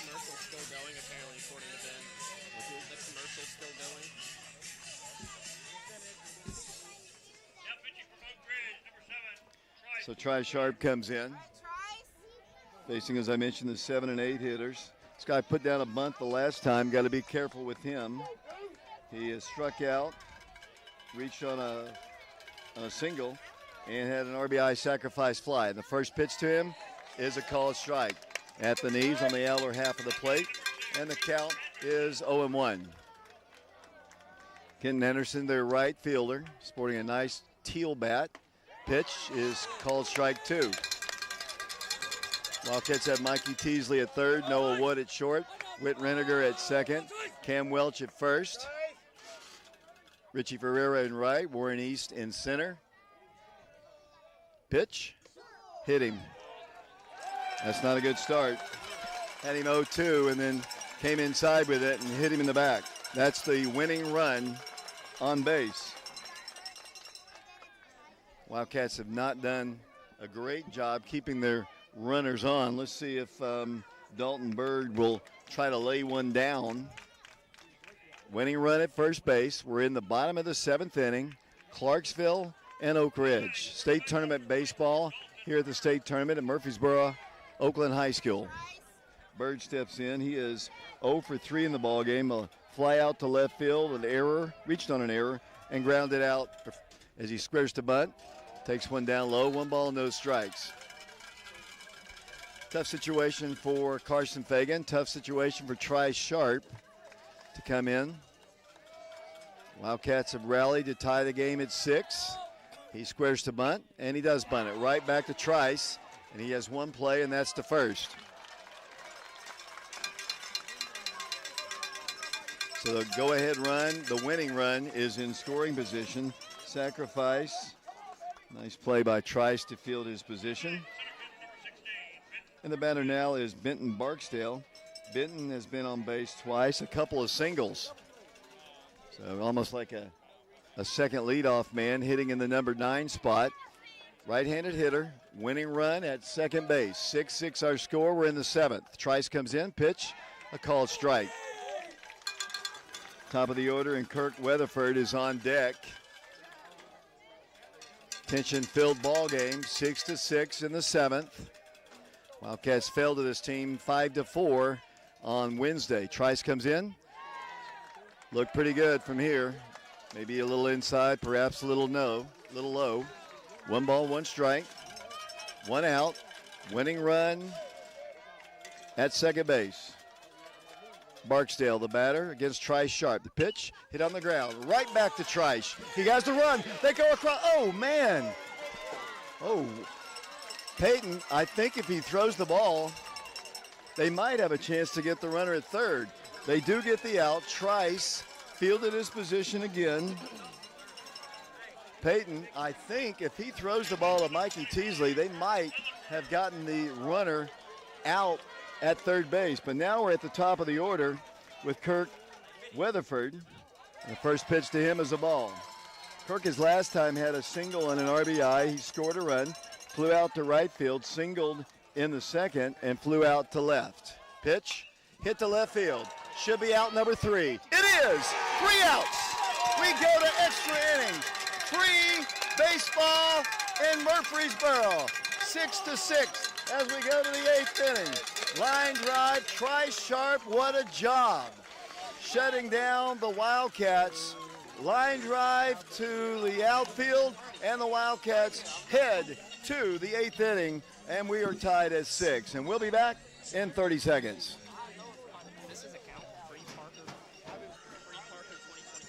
I think so, yeah.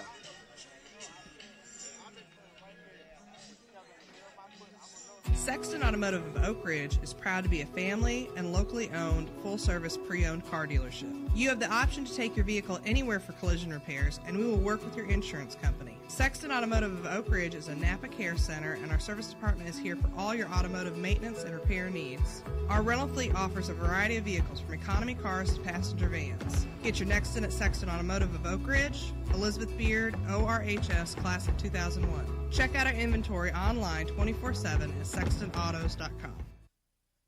When something happens to your car, you might say, Ugh, come on, seriously? This is so extra. but what you could say is, like a good neighbor, State Farm is there. Your local State Farm agent is available when and where you need them, online, over the phone, or even in person. State Farm agents are here to answer your questions and help you file your claim. This is so extra. Get with someone who can actually help. Contact me, Agent Laura Lynn Green, today. Welcome back once again to Murfreesboro, Oakland. We go to the 8th inning. Wildcats and the Wildcats tied at 6 apiece. The Wildcats coming from 4 runs down in the 7th inning to tie the ball game. Richie Ferreira leads things off for the Wildcats. First pitch to him is hit in the center field. Base hit. Great start. Richie Ferreira puts the bat out and pokes one into center field, and he represents the go-ahead run. First hit of the ball game for Richie. Let's see, looks like let's have a conversation. We might have a courtesy runner. Maybe. I think we are. Nothing against Richie Ferreira. Richie doesn't want to come out of the game, but Richie sometimes has a tendency to kind of stray a little bit, as Cam Britton is going to come into the game to run for him. I think Richie wants a little explanation why he had to come out. Big single for Richie, though. I mean, first hit of the ball game is the Wildcats. Noah Wood steps in. Britton with good speed. Noah hit the ball well his last time. They think that he's going to bunt. He's not. He's going to swing away and take a ball down low. Third baseman came creeping in. Hope he has a good dentist, because if Noah had swung away, it would have knocked out his teeth. Coach Free calls a new play. Noah checks his wristband. Cam checks his wristband. Takes his lead off of first. Stewart, the pitcher for Clarksville. 6-6 our score as we play in the top of the 8th inning. Noah back in. 1-0 pitch. Takes a strike. Evens the count at 1-1. Noah squared the bunt. Not sure exactly what the play was. He's got a new one to work with. If he could bunt the ball up the first baseline, which is tough for a right-handed hitter, he would have a hit. Third baseman is in once again. Noah back in the box. Cam Britton takes his lead off of first. Pitch to him. He does square the bunt. Takes the ball outside. 2 balls and 1 strike to count. We're in the 8th inning. Tied 6-6. Wildcats, big rally. 4 runs. As once again, Noah steps back in. Cam takes his lead off of first. Stewart, the pitcher. Pitch, he does square the bunt. Takes ball 3. That one way outside. Richie led off with a single. He's replaced on the base pass by Cam Britton. Noah Wood, strikeout victim, grounded out and lined out to left his last time. Britton takes his lead off of second. Noah back in. The pitch, he does square the bunt, gets it down, third base line. It's going to roll foul. Count as 3 balls and 2 strikes. He did exactly what he's told to do, but that was going to be ball 4, I think. So, but he did exactly what he's told. I mean, that's what a good team player does, Caleb. Absolutely. And that's exactly what we need right now. We just need to get runner in scoring position. Cam Britton, the base runner at first base. The new play is called by Coach Travis Free. We're in the top of the 8th inning. Wildcats, Noah Wood batting, 0 for 3 in the ballgame. And hit the ball hard the last time. That's the Oak Ridge fans making a lot of noise. Noah back in. Goes over to first, and Cam is back easily. Haven't heard a lot of nopes in a while. We're in the 8th inning. Noah back in. He's a sophomore, I think. Shortstop for the Wildcats. Pitch to him. Hit on the ground, first base side. First baseman's got it. Throws on to second. They get the run there. Pitcher covering. Britton is retired on the fielder's choice. And the Wildcats have still a runner, but now 1 out.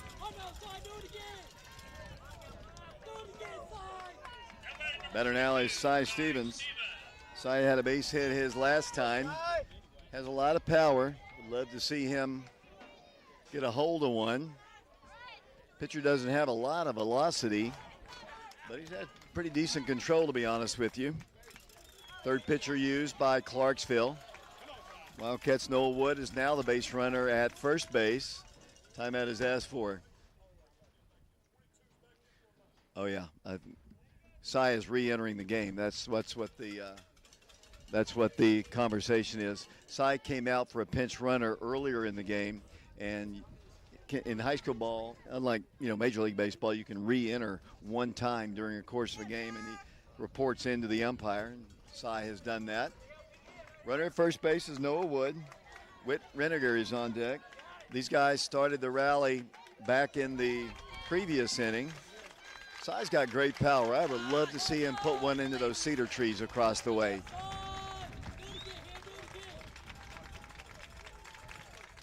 Pitch to the plate. Almost hit him. Turned his back on it. His teammates and the fans told him to wear it. He didn't.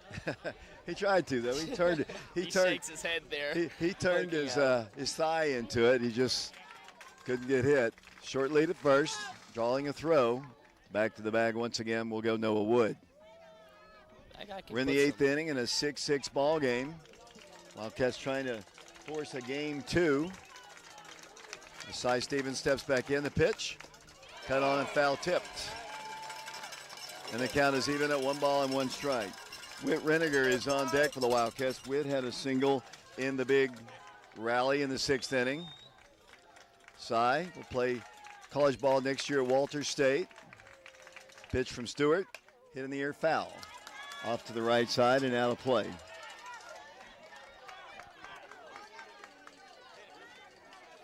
What a ball game here. We've had a lot of good, close, tight ball games to watch here at the state tournament. That's what you would expect. Cy needs to be a hitter right here. Don't need anything fancy. We'd love him to park one here, but just contact. We need just to get him on base. Cy back in. Stewart shakes off the first sign. Here's the 2-strike pitch. Drilled in the gap! That's a base hit.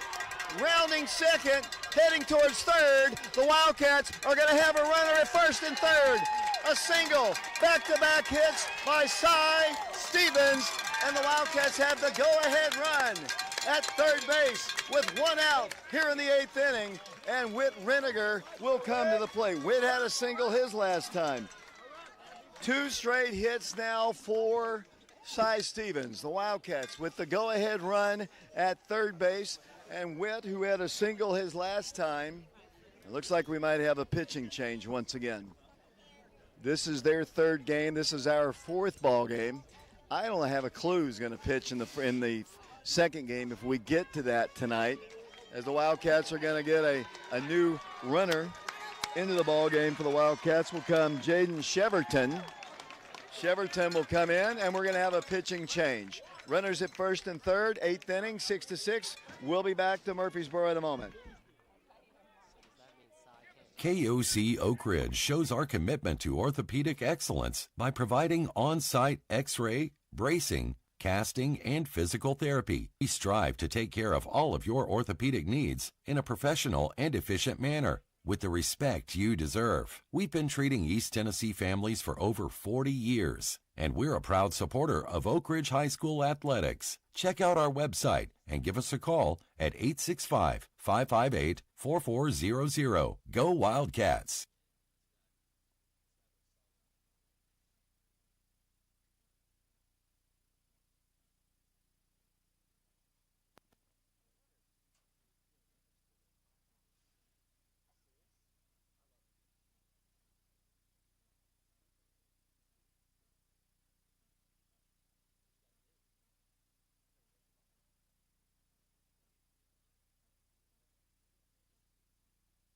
Sexton Automotive of Oak Ridge is proud to be a family and locally owned, full-service pre-owned car dealership. You have the option to take your vehicle anywhere for collision repairs, and we will work with your insurance company. Sexton Automotive of Oak Ridge is a Napa Care Center, and our service department is here for all your automotive maintenance and repair needs. Our rental fleet offers a variety of vehicles, from economy cars to passenger vans. Get your next in at Sexton Automotive of Oak Ridge, Elizabeth Beard, ORHS, Class of 2001. Check out our inventory online 24/7 at sextonautos.com.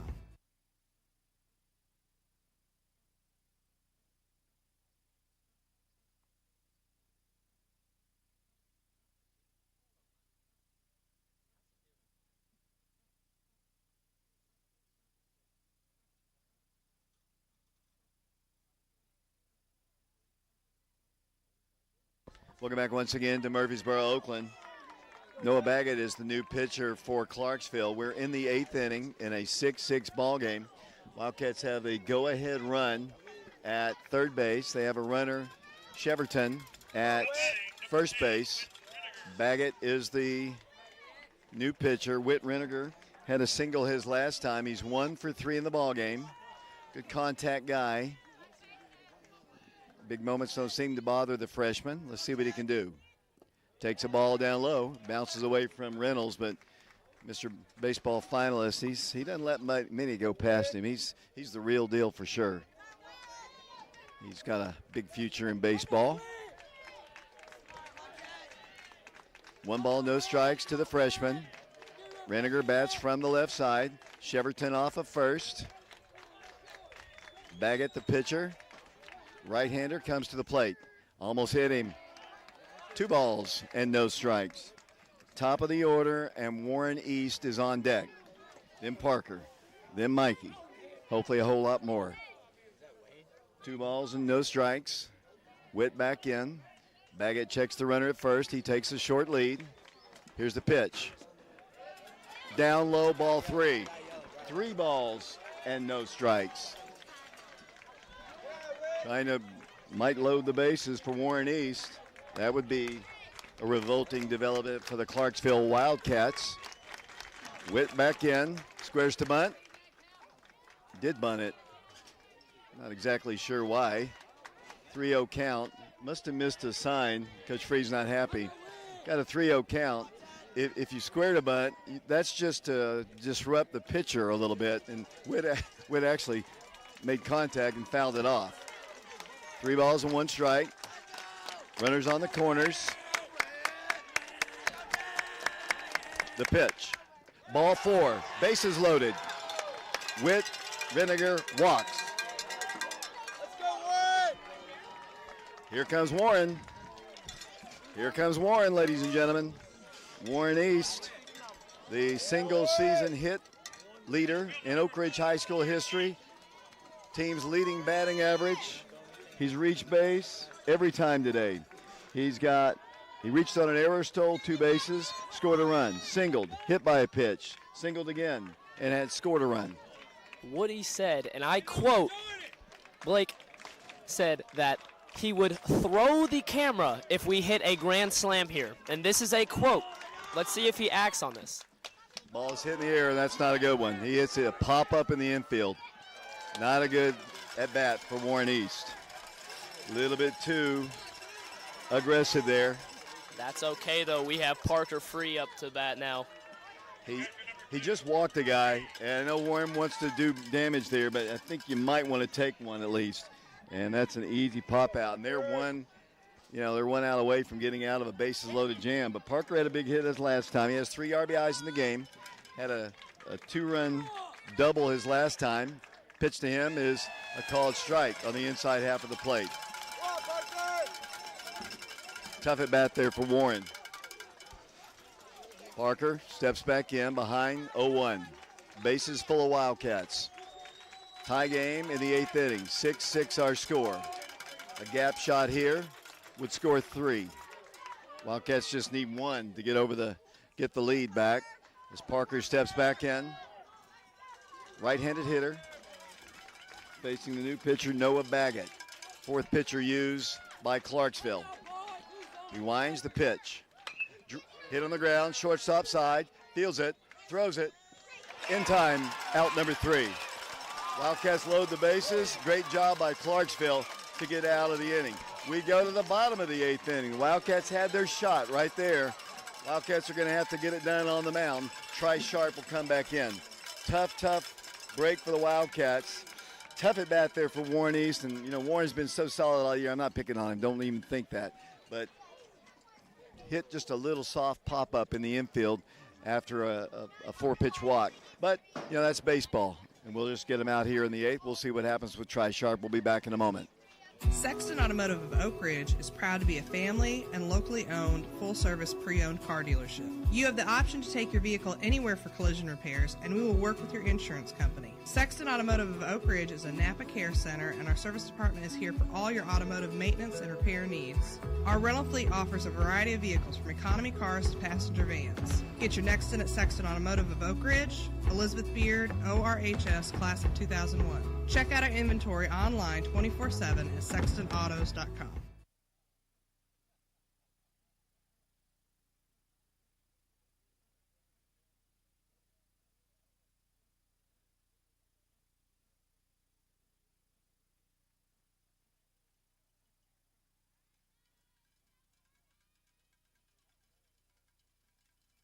I'm Mike Kelly with Betsy Coleman Realty. I'm a proud graduate of Oak Ridge High School, class of 1982, and a member of the 1980 state championship football team. As a lifelong resident of Oak Ridge, I would love to put my knowledge of the area to work for you should you have any real estate needs. You can contact me at 865-919-5559 or at betsycolemanrealty.com. Thank you, and roll Wildcats roll.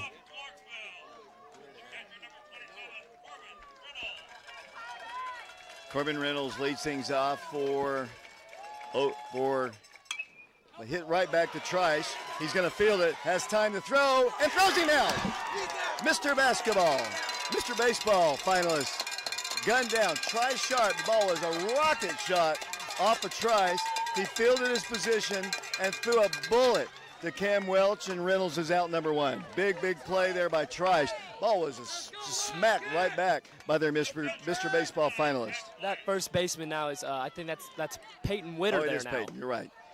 I don't care, but that was a nice play by Trice there. That's basically what I'm saying. Of course. But you are correct, Caleb. I think we have. Pitch, high and tight, 2 balls and no strikes. Trice might want to kind of walk around the mound a little bit, trying to resettle himself. That ball came right back at him like a bullet. He was able to recover and make the play. One out here in the 8th. Pitch, ball 3. I seriously, his heart's got to be racing right now. I think I probably would have calmed him down just a bit, as he's got a 3-ball, no strike count. Comes in, ball 4, not even close. The ball, I'm just telling you, Kato, that's just me. Yeah. I would think my heart would be racing after that ball came at me like that, and he was nowhere close on those 4. Yeah, that was a missile. I don't know where it hit him at. I think it hit him. I don't know if it hit his glove or not, or it probably did. And he'd be feeling it right now if it didn't. But either way, incredible play. Here comes the throw down, and he is out. He's out. He's out. Caught stealing. Take a seat. Take a seat. Parker free. Guns him out. Out number 2. Out number 2.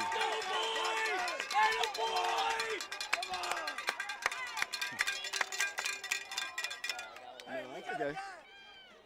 2 outs here in the 8th inning. Batter is Abernathy. Ball 1. Maybe ball 2. He's 1-1. We're not going to, if we play a second game, we're not going to have a voice. As the pitch is hit on the ground. Shortstop Noah Wood fields it, throws it. Out number 3. We go to the 9th. We're still tied. 6-6 our score. Live from Murfreesboro, Oakland High School. 6-6 Oak Ridge and Clarksville. Wow, what a ball game. The Wildcats were down 6-2.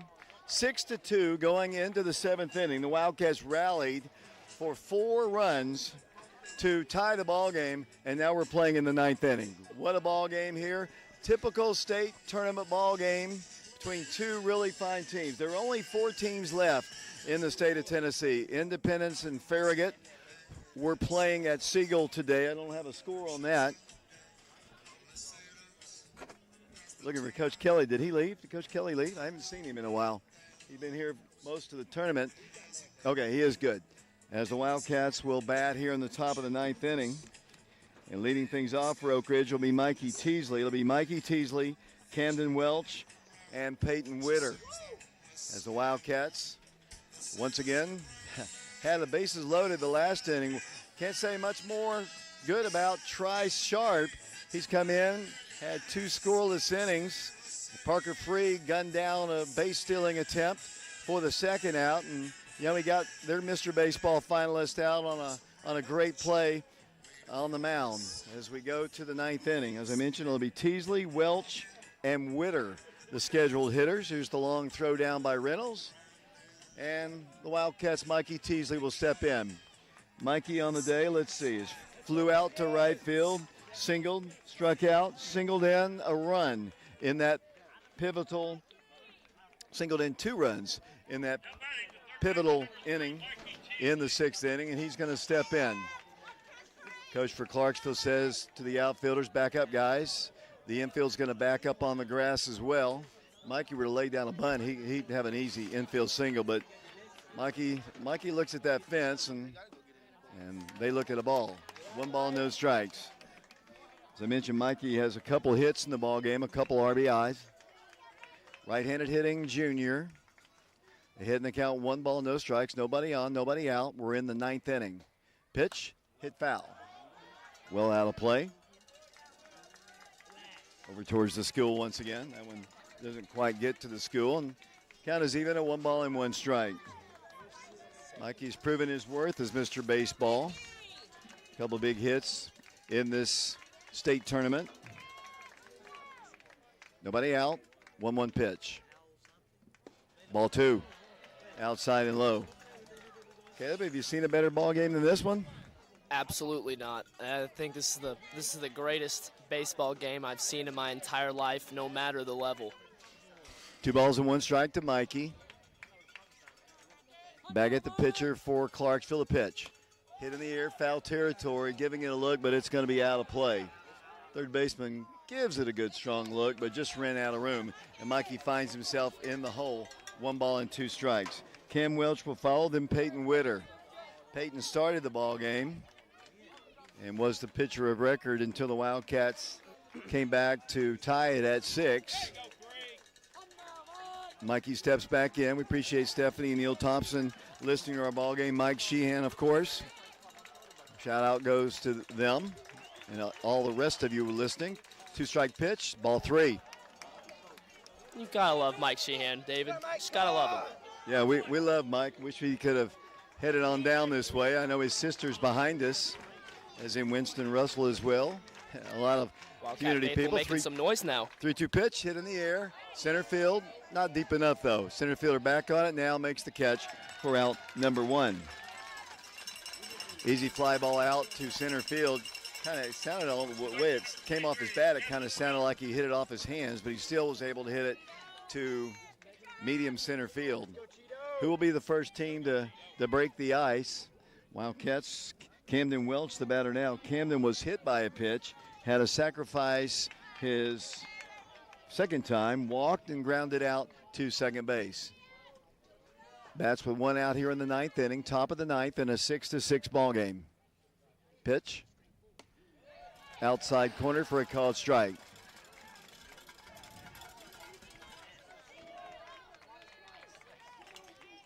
Kenman back in. Affectionately called Cheeto. I'll call him Cheeto this at bat. Maybe we'll get him on base. There's a called strike. That was outside for sure. Called a strike. It was basically almost in the right-handed batter's box, but he called it a strike. No balls and 2 strikes. Peyton Witter's on deck for the Wildcats. Cam back in. Ball ripped to left field, pretty deep. Left fielder back on it, though, is going to make the catch in his tracks for out number 2. Ball hit to the opposite field, but out. Batter now is Peyton Witter. Peyton in this ball game has a double and an RBI. Flew out to right field, flew out to center field, and grounded out to third. So he is officially 1 for 4 in the ball game as he bats here in the 9th inning with 2 outs. Noah Baggett, the pitcher for the Clarksville Wildcats. State tournament game, the pitch. Hit him in the back. Down the first will go Peyton. And not a lot of speed in Peyton. He does his best. Batter now is going to be Richie Ferreira.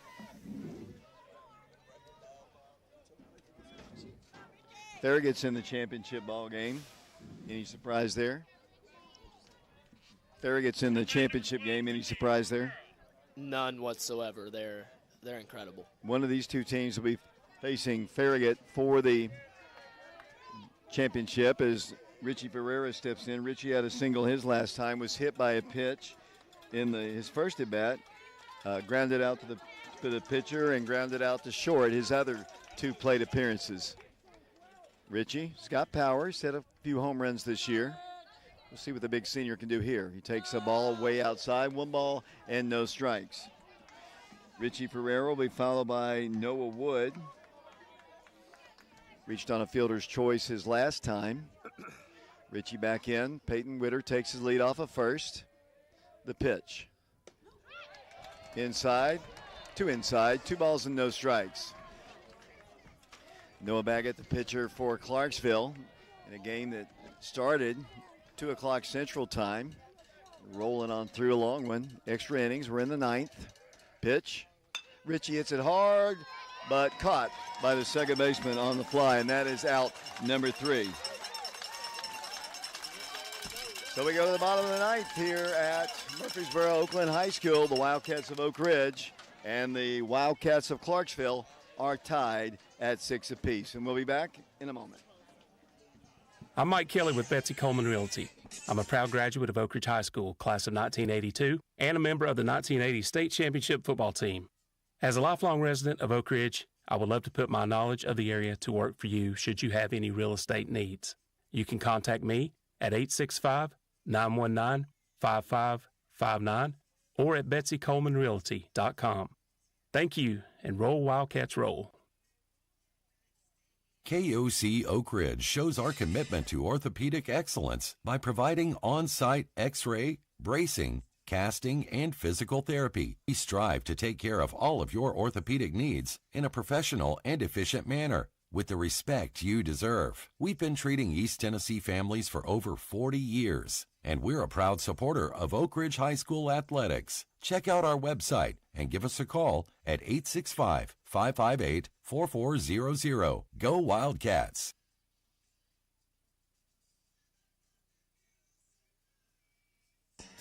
David Clary back here along with Blake Woody and Caleb Riker. The Wildcats of Oak Ridge and the Clarksville Wildcats tied at 6 apiece as we go to the bottom of the 9th inning here at Murfreesboro, Oakland. The winner to play Farragut in the state championship ball game tomorrow. If the Wildcats win, they've got to beat Clarksville again later on today.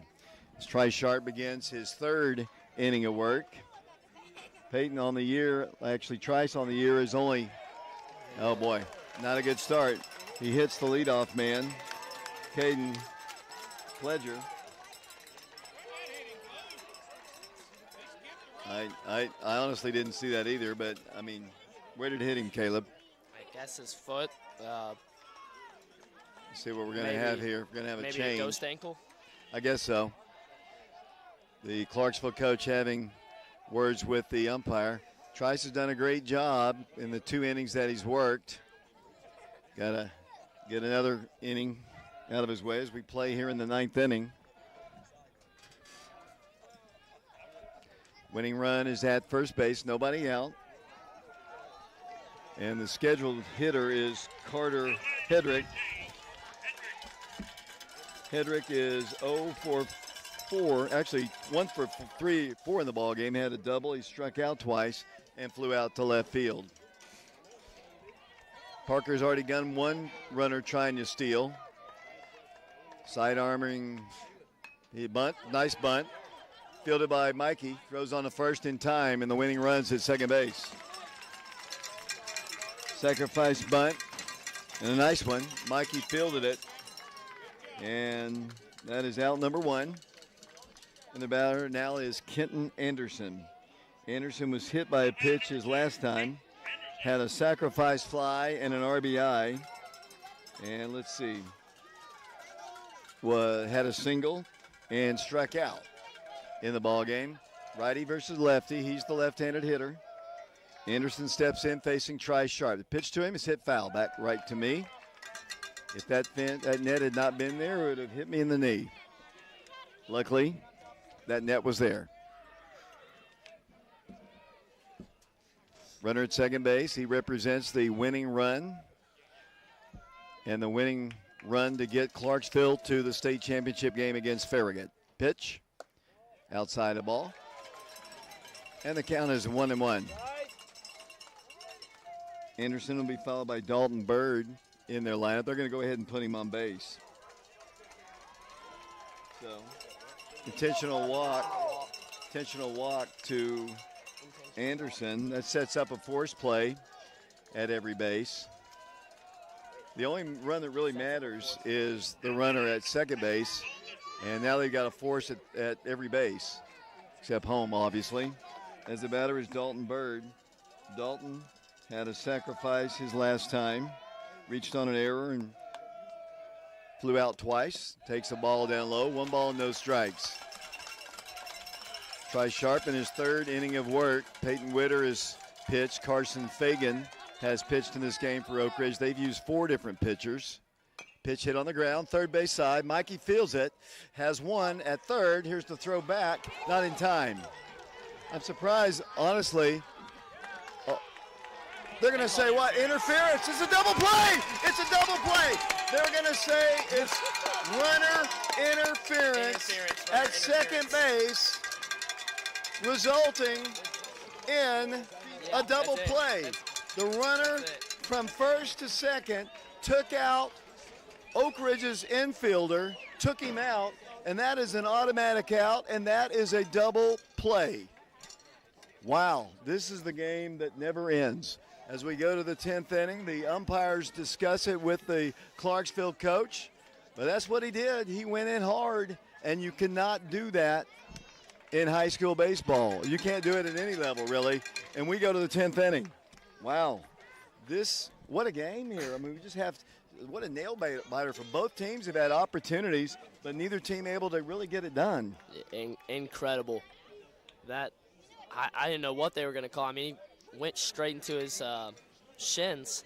So I'm not the biggest baseball guy in the world, but I mean, that's obviously going to prevent a throw. I was kind of surprised, honestly, on the play that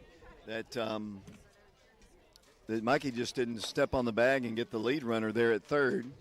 Guess he was trying to turn that double play. As once again, now we go to the 10th inning, and this might be the longest baseball game I have called in 20 years, probably. I can't remember a 10-inning ball game. There was Hardin Valley 10 innings? I was in Atlanta. I didn't call that game. So. Oh, well. Is this a new pitch? No, it's the same guy, I believe. Let's see. I can't even remember who's batting. It's going to be, I think, Noah Wood leading things off here in the bottom of the 10th. Here's Reynolds' long throw. Wildcats just need base runners. I wonder who's going to be batting for Cy Stevens, as he had a pinch runner come in for him. Like you said, I don't think he can come back in. Can he, David? He cannot, but that means Andy Hudson could bat for him, or we might even see the T-man, Titus Fetters. We'll see. As who knows? Noah Wood steps in. He's 0 for 4 in the ball game. He's hit the ball hard. Takes a ball low and inside. 1 ball, no strikes. Noah today struck out in the first. It's actually the second. Here's a 1-0 pitch hit in the well to center field. Center fielder's going to catch it right in his tracks, though. Ball's hit well. That's a couple times Noah's hit the ball right on the button. There's nothing to show for it. And Wildcats are going to bring in, looks like Tri Sharp to bat. It'll be a different T-man. It'll be Trice. Right. Yeah, Trice is going to get his first plate appearance.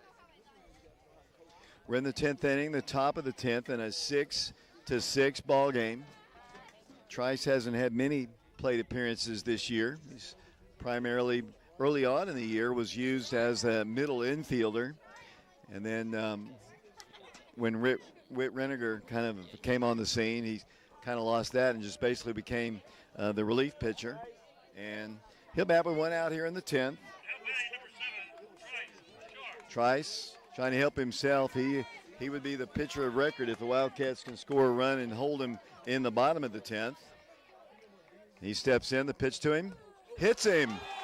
1 pitch, and he gets hit by a pitch. Trice is hit by a pitch. He just got in the box. Their coach is saying, That. No, I think I don't know what he's going to say. I guess I think they're going to say. Okay, what happened was Trice had called timeout, came out of the box. The pitcher went ahead and threw the ball. Coach Free's going to argue that. Trice would have been down at first, but did he grant timeout? That's the key. Coach Free is talking with the umpire. Both coaches have had their words. Trice is told by Coach Free to move out of the way. Let's see. Trice will be batting. Coach Free doesn't like it. It's been a rough game for the umpires there, but, what looked like a good thing, Trice is going to have to bat again. And he hadn't even gotten in the box, then called timeout. I think that's what Coach Ulrich said. Make 'em pay, make 'em pay. Pitch to the plate with one out. Ball. That's a ball. Or did it hit him? That Trice reaches base safely. Did that hit him, or what happened right there? I have no clue. I'll take it 1,000% though. He said it hit him on the wrist. So Trice is hit twice. I did not see that. I'll be honest with you. I did not see. Makeup call. I mean, I heard something, but it didn't even look like it was that close. As Trice is hit by a pitch, and he's the base runner at first, draws a throw. Boy, that's close. Trice needs to be aware. He's not been on the base paths a whole lot recently. He represents the go-ahead run. Batter is Whit Reniger. Single and a walk his last 2 times. The pitch to him, hit on the ground softly. The pitcher fields it, throws on the first in time. So Trice Sharp's in scoring position for Warren East. I'm running out of room on my scorebook here. Warren didn't have a great at bat his last time. With the bases loaded, popped one up on the infield. Big time for Warren to come through for the Wildcats. Here we go. Trice Sharp now. Timeout's Reynolds called. is going to go out and talk to, I think that's still Noah Baggett out there. And Warren has, let's see, today he's reached base safely 3 different times, 2 singles, hit by a pitch, actually 4 times, and reached on an error, but popped out his last time. Medium depth in center field. If Warren could hit one over the center fielder's head, he could run all day. The pitch to him, that's about up high, a ball, 1 ball, no strikes. We've got 2 outs here in the top of the 10th inning of this state tournament ball game. The winner to play Farragut for the state championship tomorrow. Well, Oak Ridge has to win 2 times, but Clarksville hoping to do so. Warren back in the pitch. Foul back to the screen.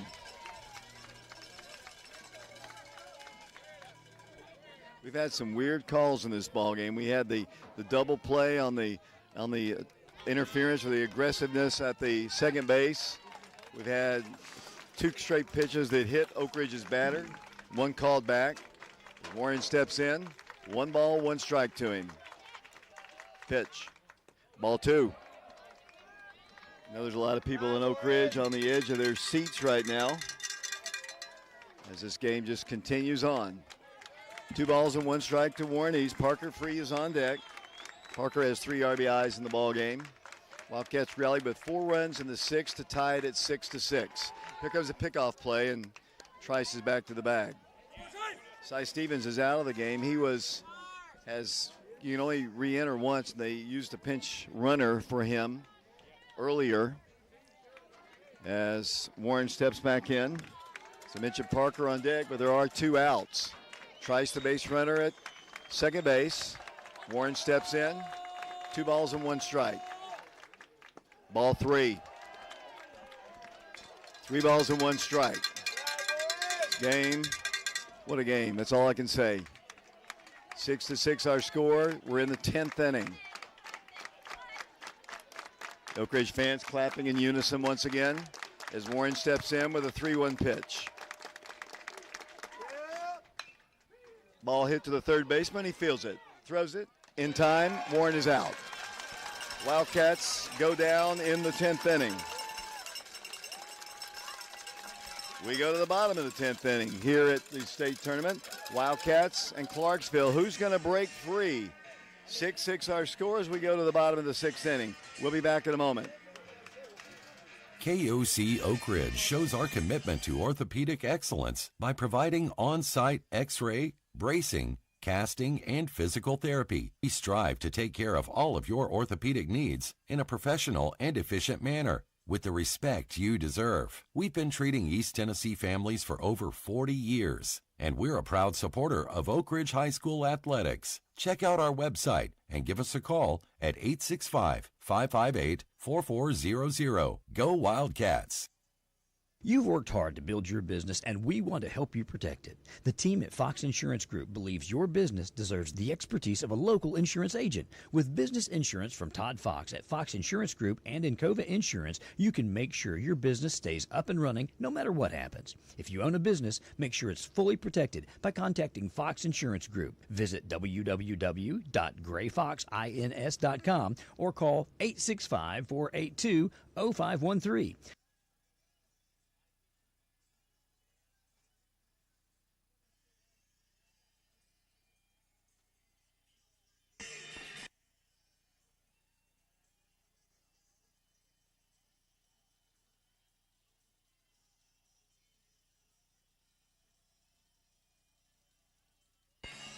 Welcome back to Murfreesboro Oakland High School. We go to the bottom of the 10th inning. Wildcats are tied at 6. It's the number 9 hitter in their lineup, Benton Barksdale. Benton, this will be his, 5th at bat. He steps in. Unfortunately, the top of the order is coming up. Trice, I believe, working his 4th inning of work. First pitch, low and inside. Sharp's pitched great for the Wildcats. Might be his longest outing of the year pitching. I believe this is the beginning of his 4th inning. Pitch. Called a strike on the inside half of the plate. Evens the count at 1-1 strike. Kirk Weatherford and Corbin Reynolds, the scheduled other batters in the Wildcat lineup. 6-6 our score. 10th inning. Obviously, if you're not familiar with high school rules, you only play 7. So we're in our third extra inning. The pitch.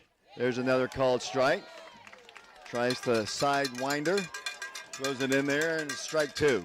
David, is your voice starting to go out? Yes. I want to play another ball game, but I don't know how much I can go. Yeah, it was really bad yesterday. I don't know. After the second game, it was really bad. 1 ball, 2 strikes. Try Sharp.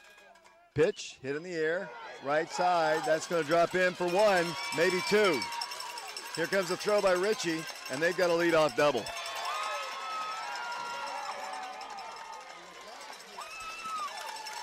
Ball wasn't hit well, just perfectly placed down the right field line. Dropped right outside the line, and the winning run, the season-ending run for the Wildcats of Oak Ridge, is at second base with nobody out. And the top of the order, Kirk Weatherford, comes to the plate. Kirk has a single and an RBI. He scored a run. He's flown out to left and right, singled and stole a base, and flew out again to left field. Pitch to him. High and tight. 1 ball and no strikes. Reason they don't want to walk him right here, obviously, is because you got Corbin Reynolds on deck, and that's their Mr. Baseball finalist. So, in normal situation, if you didn't have a stud in the on-deck circle there, you might want to walk the guy to set up the force. But, you send him to the plate. He's the guy that beat us the other night in the bases loaded clearing double. But Weatherford is very capable, too. As I mentioned, he has 2 hits already in the game. He has scored a run. He's knocked in a run. Has a stolen base to his credit. Runner at second. Tries Sharp. Pitching. Ball hit. Base hit. Could be the ball game. Ritchie comes up with it. Stop sign is thrown up. Good throw by Ritchie. They've got him on the corners with nobody out.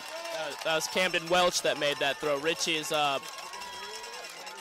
don't know where Ritchie's in left field, I think, now. I think Trice has probably run out of gas here. They've got him on the corners. Now Parker's got to be aware of a wild pitch, suicide squeeze, base hit, and wisely, they're going to walk Corbin Reynolds to load the bases. That sets up a forced play at home and at every base. Bases loaded, nobody out. Barksdale, the runner at third. Weatherford, the runner at second. Reynolds, courtesy runner, the runner at first. All they need is one. Puts a lot of pressure on Trice Sharp to throw strikes. Coach Free says, timeout. He steps over the line and will walk out to talk to Trice. Bases full of Clarksville Wildcats as we bat here in the 10th inning. Clarksville wins. They play Farragut for the state championship. Wildcats have had the bases loaded earlier in the game, failed to score. With one out, they've got bases loaded with nobody out. In a long ball game, we started this one at 2 o'clock Central Time. We're about 3 hours and 20 minutes into it, and we're into the bottom of the 10th inning. 3 seniors on this Oak Ridge team: Peyton Witter, Richie Ferreira, and Cy Stevens, hoping that this isn't the last half inning of baseball at the high school level. All 3 will be playing college ball next year. Jack Wyatt, the batter, bases loaded. Trice Sharp, pitch, outside, ball 1. A feel for Trice, a lot on his shoulders right here. Parker has the sign, pitch. Cut on a miss. Really good pitch there by Trice. Good stop by Parker, too. It's kind of a low pitch. Anything back to the backstop, and the game's over as well. Then we got a force at the plate. Oh, boy, that's way outside. 2 balls and 1 strike.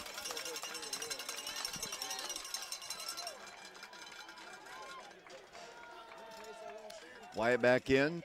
Pitch. Hit foul. Off to the left side and out of play. Evens the count now, 2 balls and 2 strikes. Infield in for the Wildcats. Anything on the ground's coming home. 2 balls and 2 strikes. 6-6, we're in the 10th inning. Trice to the plate. Ball 3. Walk-off walk. Wins the game for Clarksville. Trice. Throw it down the middle, Trice. He's trying. Here's the pitch. Hit in the air, left side, not very deep. Will he tag? He's got it and will not tag. That's out number 1. Out number 1. Kept him at third. Good job, Trice. Got the first out of the inning. I mean, I don't know that you can have a more nerve-wracking ball game than this one right here. I'm sorry to keep you talking. I can't even speak right now. I'm nervous. Very nervous when I get really locked in whenever it's games like this, whenever I'm watching. Kay Abernathy is the batter now. He has reached once, hits the ball on the ground. There's the ball game. Base hit. Clarksville wins, and they'll play for the state championship. Congratulations to the Clarksville Wildcats. The Wildcats had the infield in. The ball went right between short and third, and Clarksville wins the ball game by a final score of 7-6. Congratulations to Clarksville. They knock off the Wildcats in 2 one-run ball games, 5-4 on Wednesday, 7-6 in 10 innings here. And tough way for it to come down to, but what can you say? You're in the state tournament. You play extra innings. Nothing against Trice Sharp. Trice Sharp pitched great. He played incredible, David. And you got to give a lot of credit, obviously, to the Clarksville pitchers. They kept the Wildcats in bay with the exception of that really, really big 6th inning. Oak Ridge has been eliminated. It's Farragut and Clarksville for the championship. For those of you Oak Ridge fans still listening to us, great season comes to a close. Great ball game to close it out. Tough way if you're a Wildcat fan, obviously. And we never like to lose. And I feel for the seniors, but what a season has just concluded here at Murfreesboro Oakland High School. Caleb? From my knowledge, this is the best season ever by an Oak Ridge baseball team. Correct me if I'm wrong there. You're good. It's a very sad way to end it, but there's not many seniors on this team. I think this team will be back and better. And everybody's just going to continue to develop. We have Mr. Baseball as a junior coming back for his senior year, along with another pitcher who is absolutely incredible. I think there's a lot of upside to this baseball team, and we're just getting started with this program. Big RBI single there by Cade Abernathy, and Clarksville is headed to the state championship ball game. The Wildcats and their 3 seniors. Richie Ferreira, Cy Stevens, Peyton Witter. Agony for them, obviously. Agony for the Oak Ridge fans who made the trip. Agony for all of you listening. Agony for the broadcasters. But eventually these guys will look back and say, wow, we had a great year. We were on the cusp of playing for a state championship. That first game loss to this Clarksville team, 5-4, put Oak Ridge in a bad position, put them in the losers bracket, obviously. And Wildcats had to play just too many games. And just, even though pitching depth is something the Wildcats do have, the Wildcats, had to continue to go with Tri Sharp, and he pitched a full almost 4 innings, 3 1/3 innings, and the Wildcats fall in 10 innings by a final score of 7-6. I'm going to take a quick break, talk to my old friend Michael Friels, his dad's Big Mike.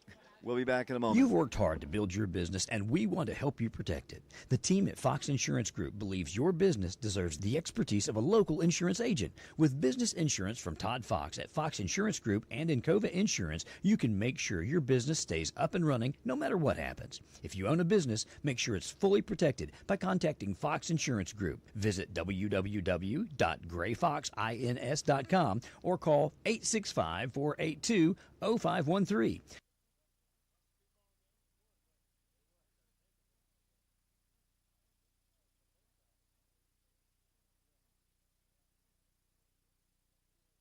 Sexton Automotive of Oak Ridge is proud to be a family and locally owned, full-service pre-owned car dealership. You have the option to take your vehicle anywhere for collision repairs, and we will work with your insurance company. Sexton Automotive of Oak Ridge is a Napa Care Center, and our service department is here for all your automotive maintenance and repair needs. Our rental fleet offers a variety of vehicles, from economy cars to passenger vans. Get your next in at Sexton Automotive of Oak Ridge, Elizabeth Beard, ORHS, Class of 2001. Check out our inventory online 24/7 at sextonautos.com.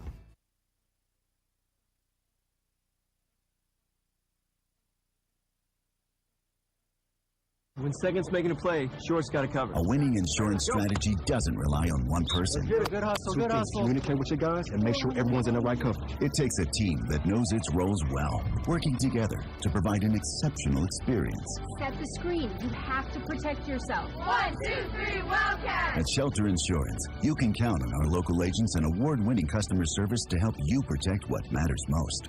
Ask me, Nathan Miser, about Shelter's auto, home, and life options. Welcome back here. Blake, you were telling me off the air that we had some listeners in London, England. Where were the people listening from today? Do we have any? I'm looking right now, and it looks like Michael and Carolyn Slay listening from London, England. Thank you, guys. And I'm looking right now.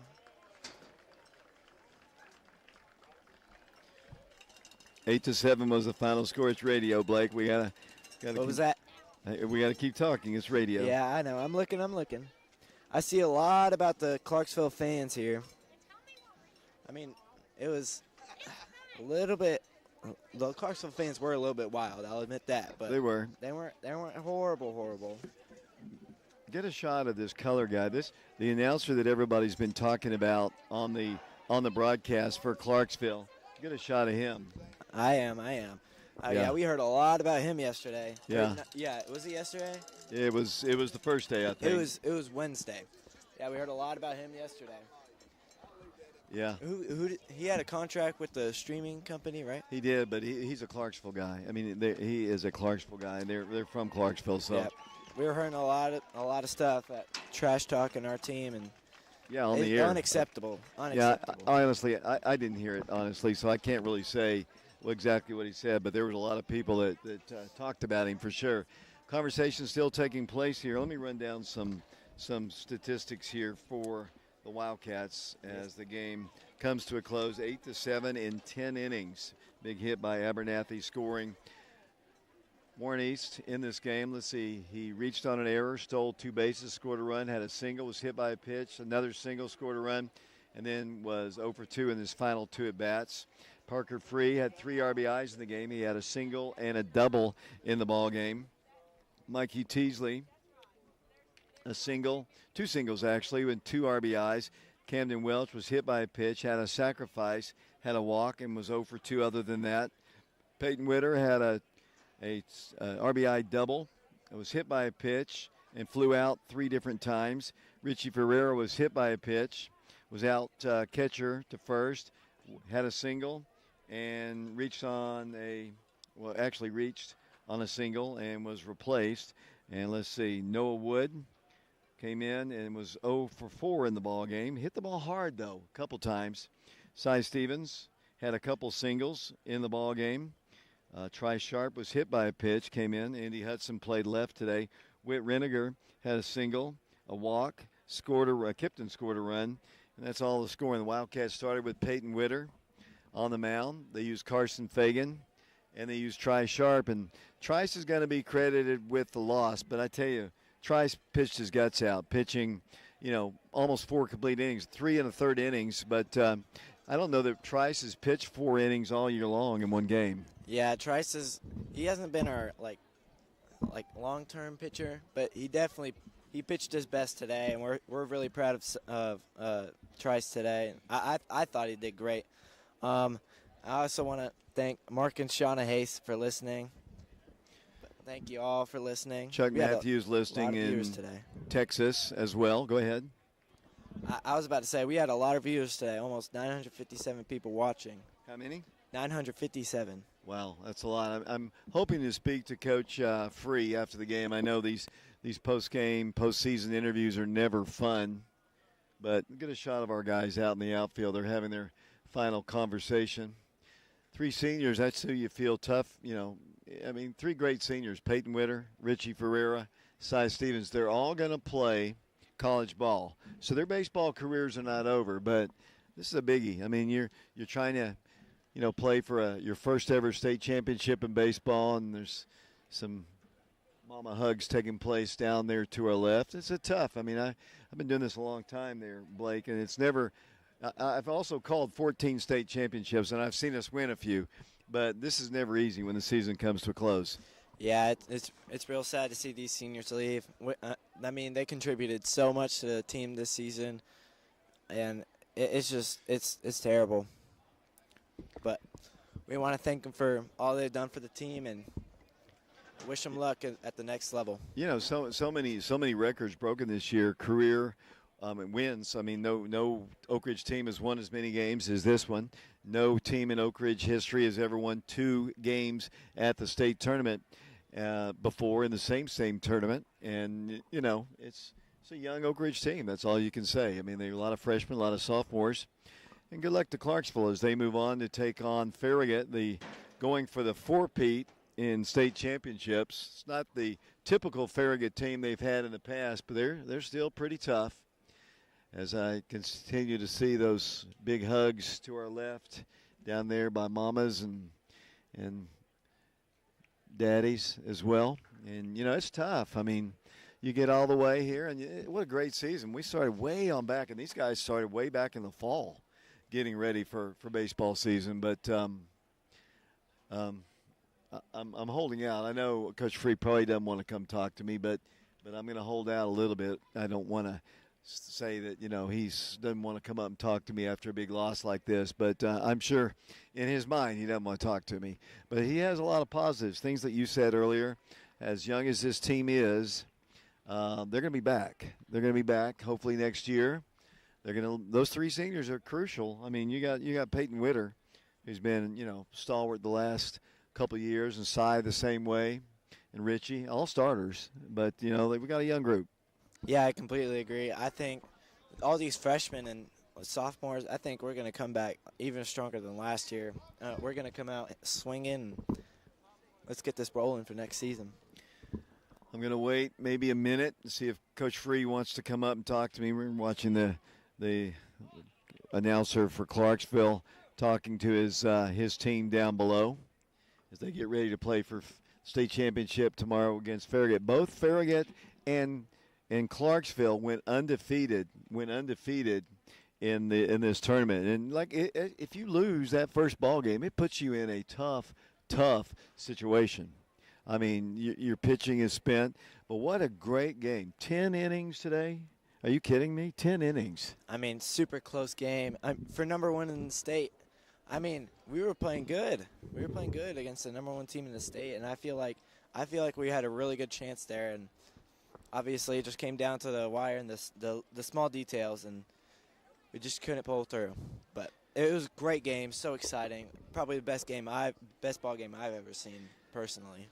Coach Free and his coaching staff are still out in the outfield. It doesn't look like he really wants to make his way here. They're going to continue to talk, and Coach Free has talked with his staff. And why don't we just close it out here, Blake? I mean, I don't want to put him through having to talk to me. Congratulations to Clarksville. They'll play for the state championship. Congratulations to the Wildcats, although he's starting to make his way this way. Nope, he's not.